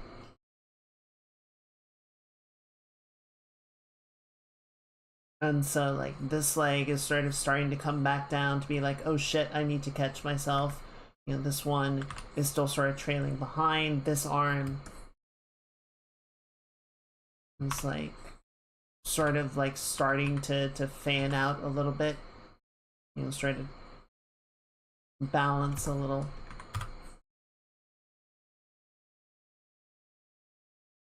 You know, try to arrest some of that excess energy.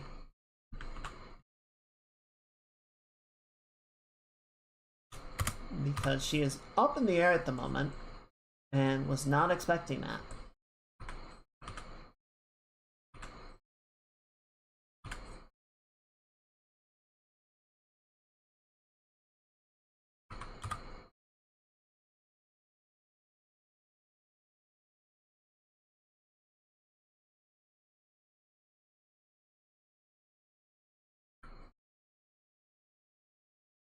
Yeah, that arm might actually go back in space a little bit just to, you know, leverage the third dimension slightly. Maybe something like this.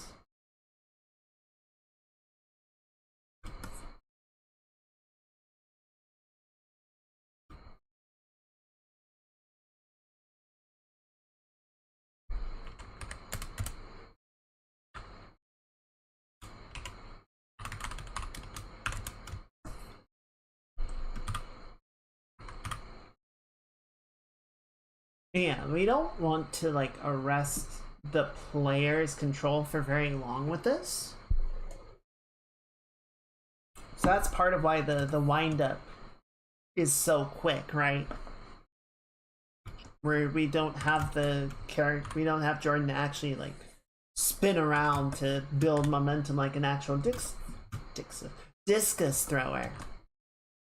It just, you know, it just kind of yeets through really quickly.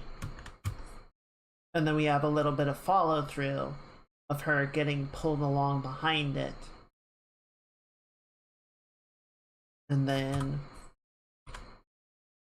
we're gonna sort of have, you know, so been pulled long, sort of in the middle. So now we're gonna sort of wrap around just a hair. Right, so now this leg sort of follows through. I'm gonna drop the heel to get ready to catch.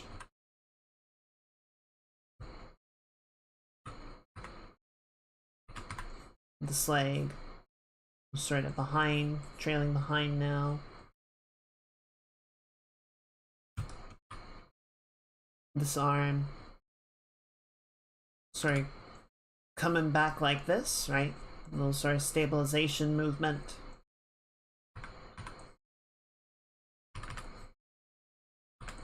Looking where she's landing.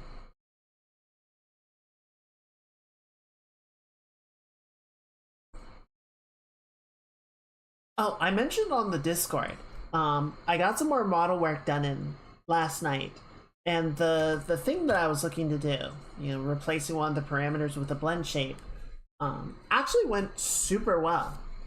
Like, better than I expected. It looks great. It looks really nice. You know, sort of like I was explaining before, how, you know, when you set up a parameter in Live 2D, you know, let's say you have 3 parameters, and you have you know, a yes or no value, right? Each one is binary, and you have something that is keyed all 3 parameters. So, you know, it has an on state and an off state for 1, 2, and 3. But when you have it like that, so you have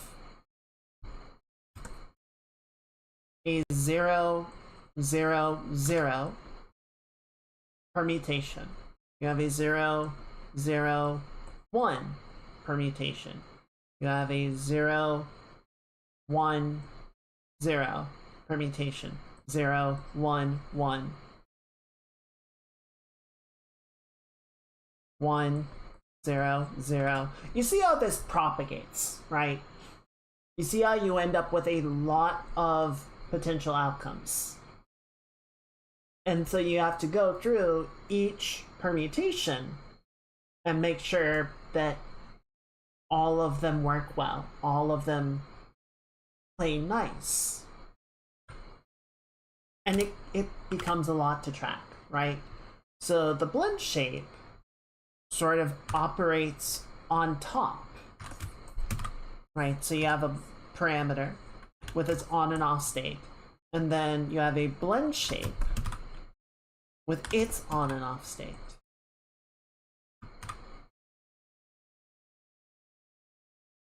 But these don't interact with each other. So this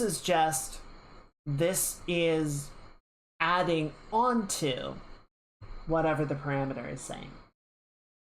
But that can be a really nice way. And what I was using it for is basically saying, okay, I want you to be doing these various parameters, but then this sort of sits on top of that information and informs everything going on underneath.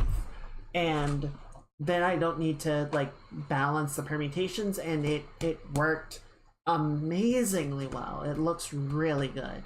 So I need to clean up a couple of things about it, but I'm really happy with how that went.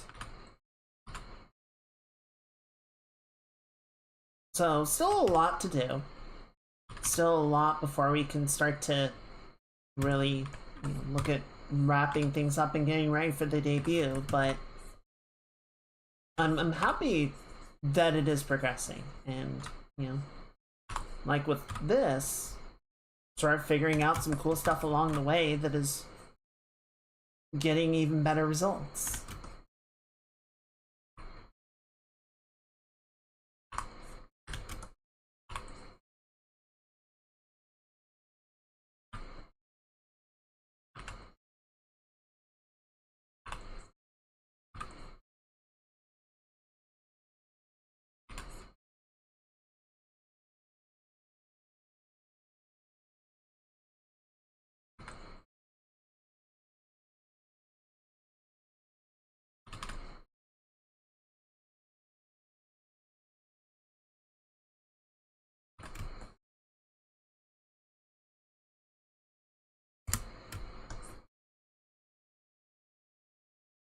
I don't really like this one. I think it's kind of weird.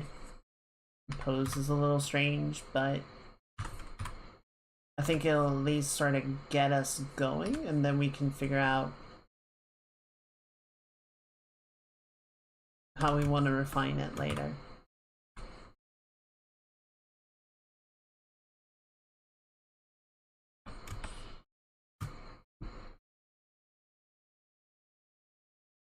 Okay. Let's knock that down. And then next one.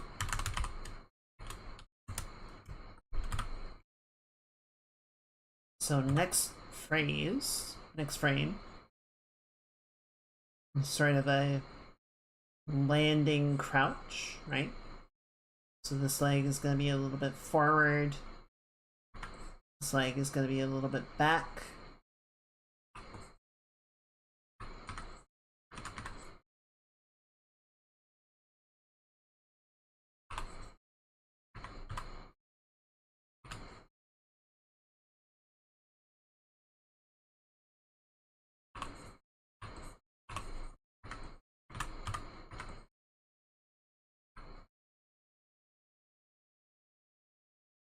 This arm be sort of up like that.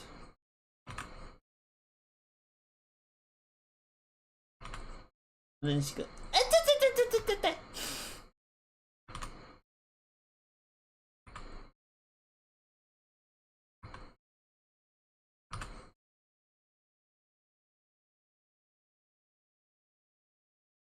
Good.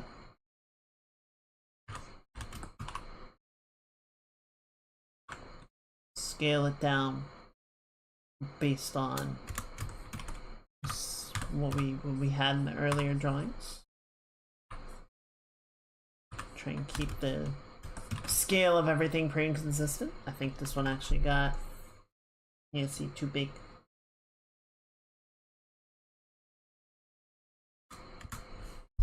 And this one, too big.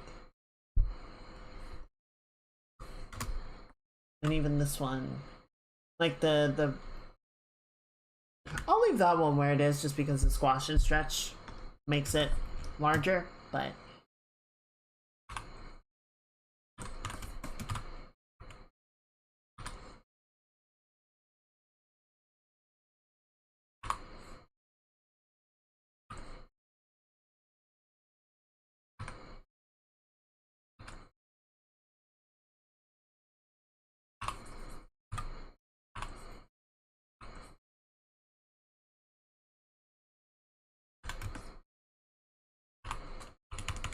yeah, I just gotta sort of figure out what the heck I'm doing with these legs. I want to have this one be a little bit more forward, but I think both of them should probably bend the knee.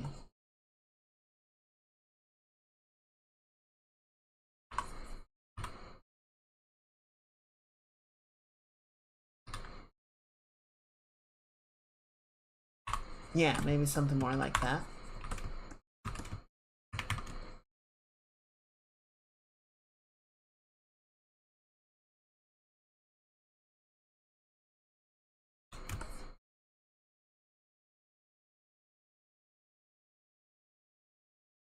I do kind of like the original idea more, just because it feels like there's more like sort of planting and stopping, whereas this just kind of feels like dropping. Oh, now you drop it. Okay, whatever. Anyway, let's try again. I do think I want to bring a little bit of that sort of whoa energy in, you know? I think the thing that I sort of maybe set myself up for is this leg is forward.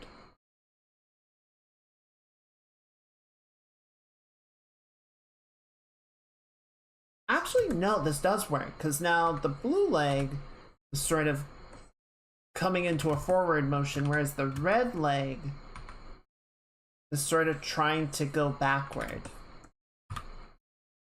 So like the red leg catches and then arrests.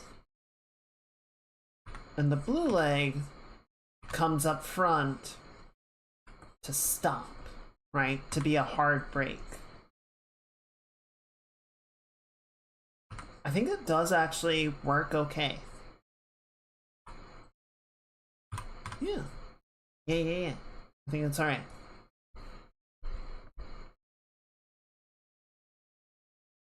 And then because of how that's where it twists the torso around, this shoulder can be a bit more to the side. And this one can sort of come out like this. All right. All right. Okay. I think that's a bit better. I think this is a bit better.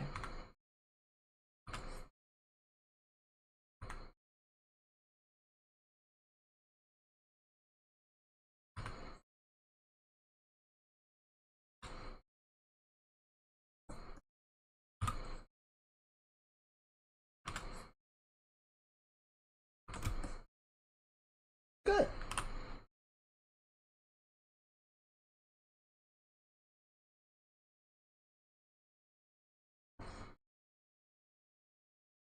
All right.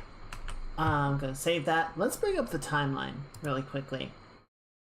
So in the original one, frames 10 and 11 were kind of to explain the book reappearing behind her. And then I guess we can go ahead and do that one. Here, let's just copy that over. I don't think that needs to be quite as judiciously done. And then let's scale this down. Try and match up the size and position, everything. Maybe a little less like that. And then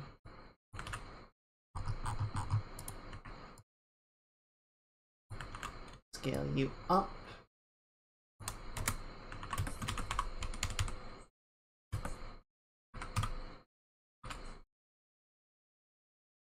And then yeah, the book sort of just appears behind her because it's magic, so of course it does. And she continues on her merry way. And that is kind of assuming that, you know, it didn't attach to anything. If it did, then she would, you know, go forward and climb or swing or whatever the case may be. So yeah, this is a little bit assuming that it has to sort of reset back to a default state, but I think for the timeline it'll be a good frame to end on at the very least. Okay, so now let's set all these back to 100%. And let's get the timeline set up.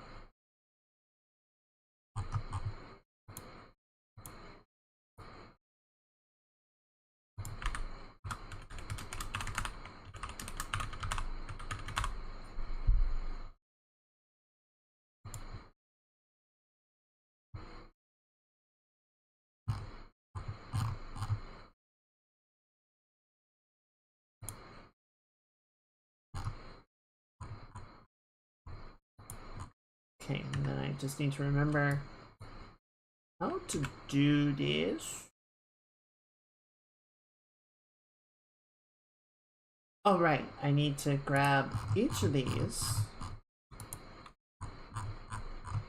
And we're going to set a key on them.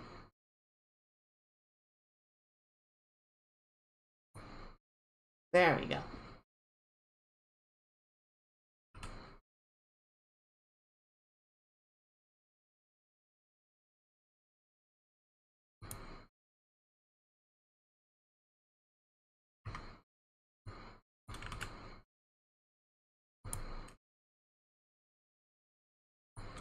And then we're gonna set 3 right there. And 4 is gonna come back like that.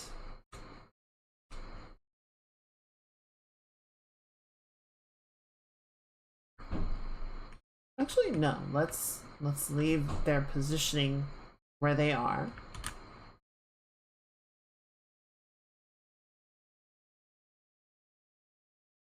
So 2. I'm just gonna make the timeline bigger so that it's easier to tell what's going on.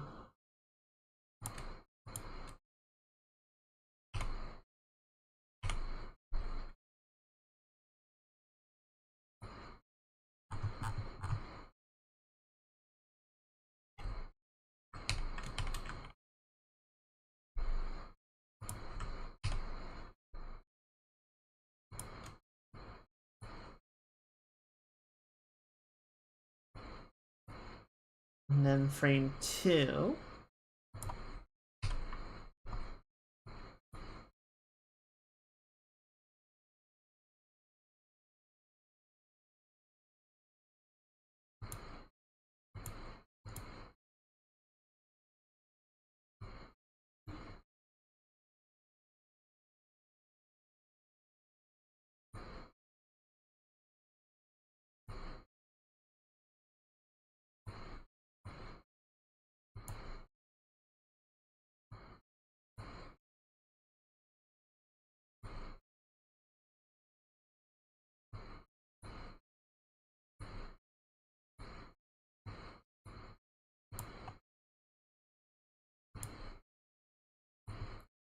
I feel like there has to be an easier way to do this.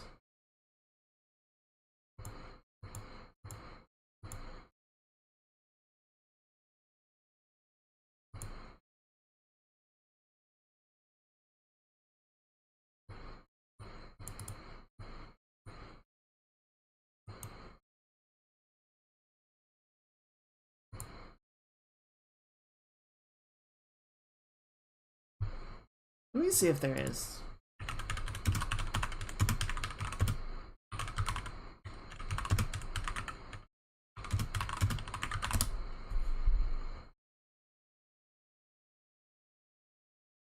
How do I make a fading animation? Let's see. Visibility. Visibility per frame.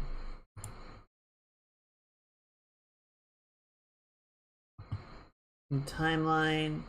Text and timeline. Slideshow track. Track details. Track icon. Track name. Transform. Mask. Cell. Opacity. This area displays the keyframes of a layer's opacity. Detail. Yeah, I mean, it seems to be doing it. It's just... Oh!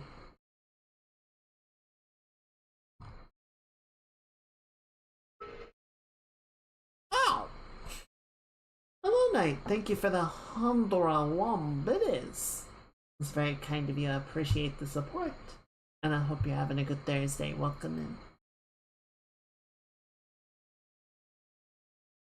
You're watching this video sitting down. I'm gonna need you to fix your. I'm actually not shrimping, surprisingly. But thank you.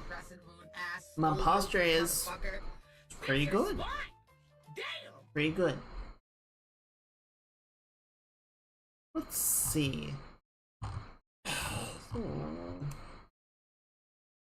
Weird hitch on animation timeline. Day wedding prepping. Ooh! Is Mullins. That's very exciting. I hope it went well.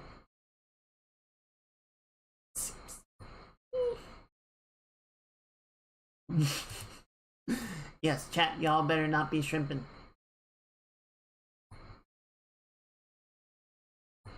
Yeah, it seems like we just have to kinda do it the hard way. We just gotta do it the slow way, which is less than ideal, but I guess it's what it is.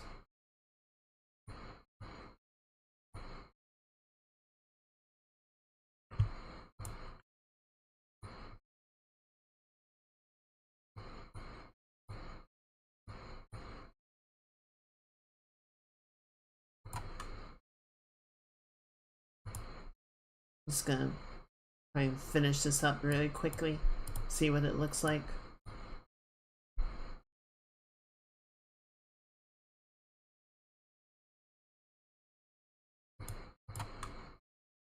And we are at time.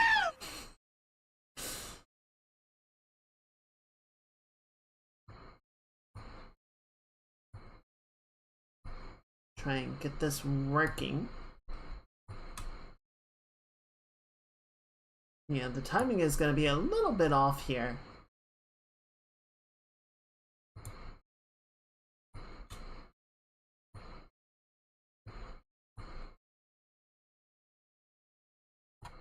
Just because we're not really like spacing it out in a way that makes sense. But hopefully it'll still get the idea across, right? Alright, let's see what that looks like.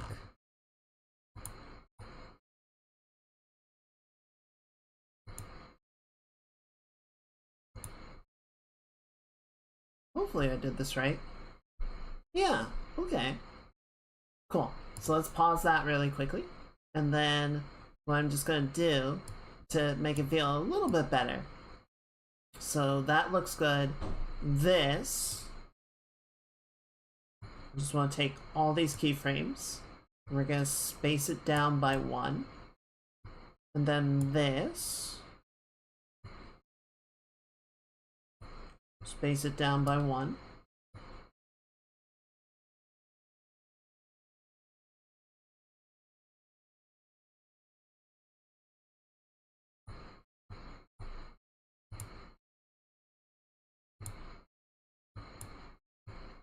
And then yeah, you space it down.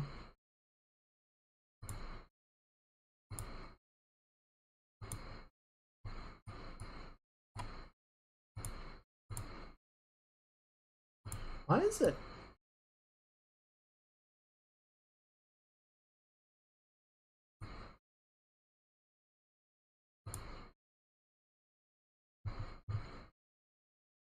It's not changing the opacity the way that I told it to.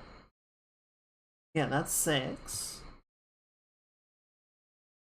Or like it's not spacing it out.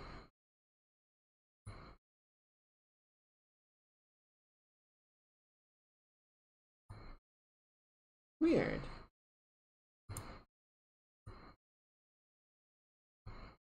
And then 100. And then you should stop. Oh, because the opacity isn't getting updated. It's just updating the master keyframe. Okay, well that's dumb and not helpful.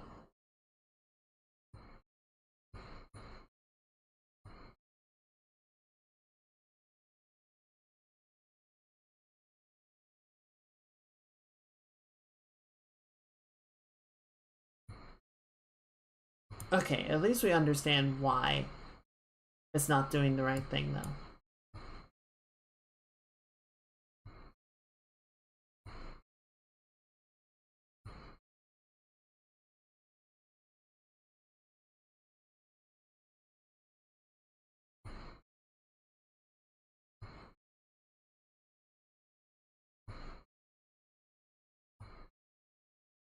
Okay, and then we set this has to be all the way up there. So let's see what that looks like now. Okay, better. I think we're just gonna take all of these and move them back like 1.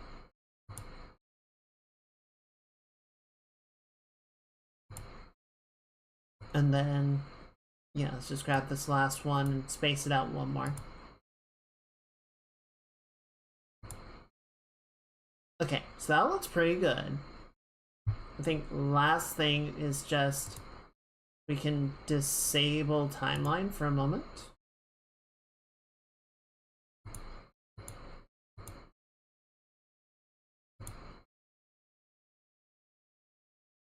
Oh god, how do I turn timeline off again?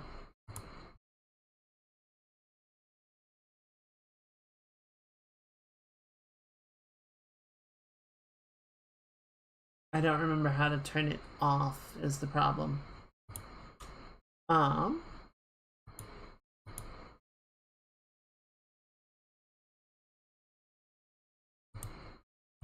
Is it a right click thing? I feel like it's a right click thing.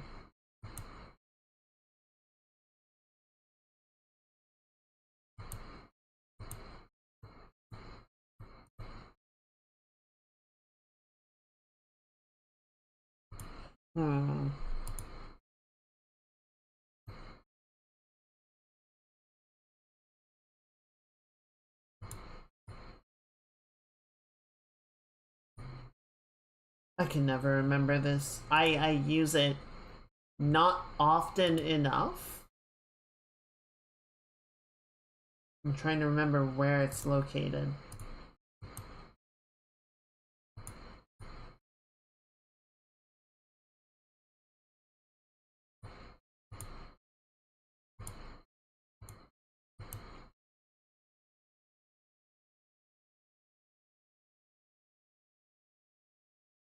No, I just want to turn it off, dude. I need to go back in and make edits.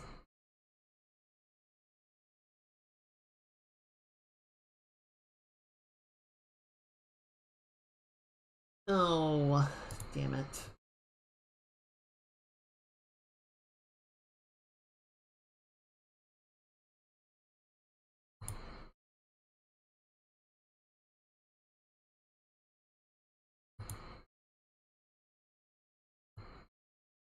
There we go. Okay, so yeah, that should be like right there. And you should be a little bit closer.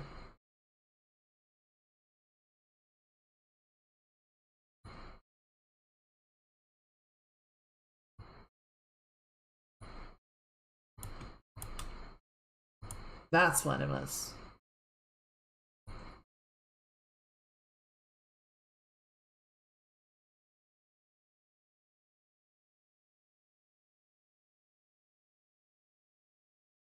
Okay, so just take this guy, move him down a little bit. We don't want to launch her that high into the air.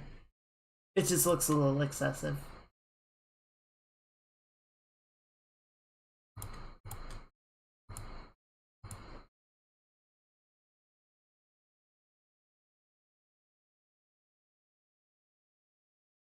Alright.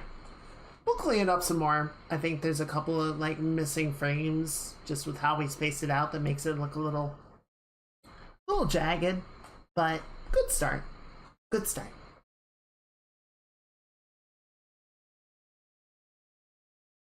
Alright. Excuse me. Sorry, 1 second.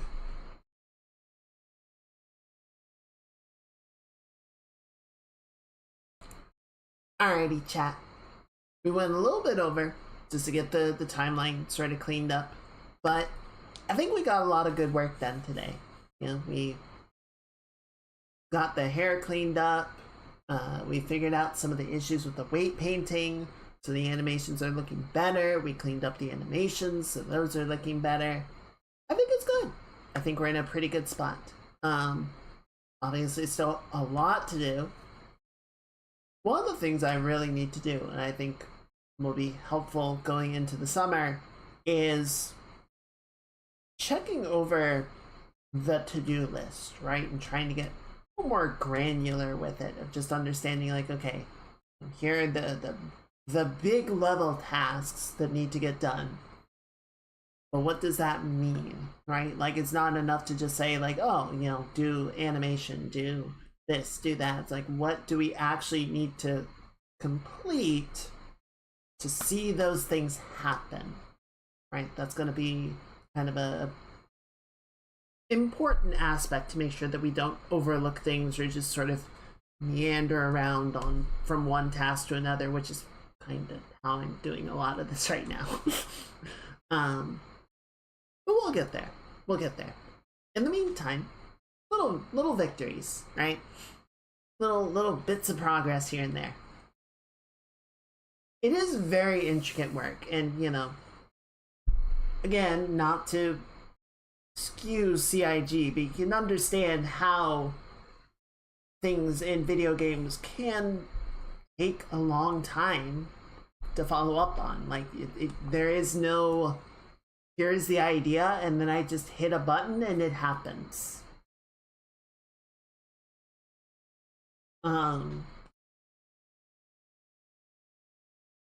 So, yeah. Hopefully, as Jared said, hopefully seeing some of the process is helpful and interesting, and I appreciate getting to share it with you. I'm gonna go ahead and shut down the YouTube stream. We're gonna take good night to the VOD squad, and we will find somebody to raid. You'll see who is on this Thursday evening. Alrighty. Bye, YouTube!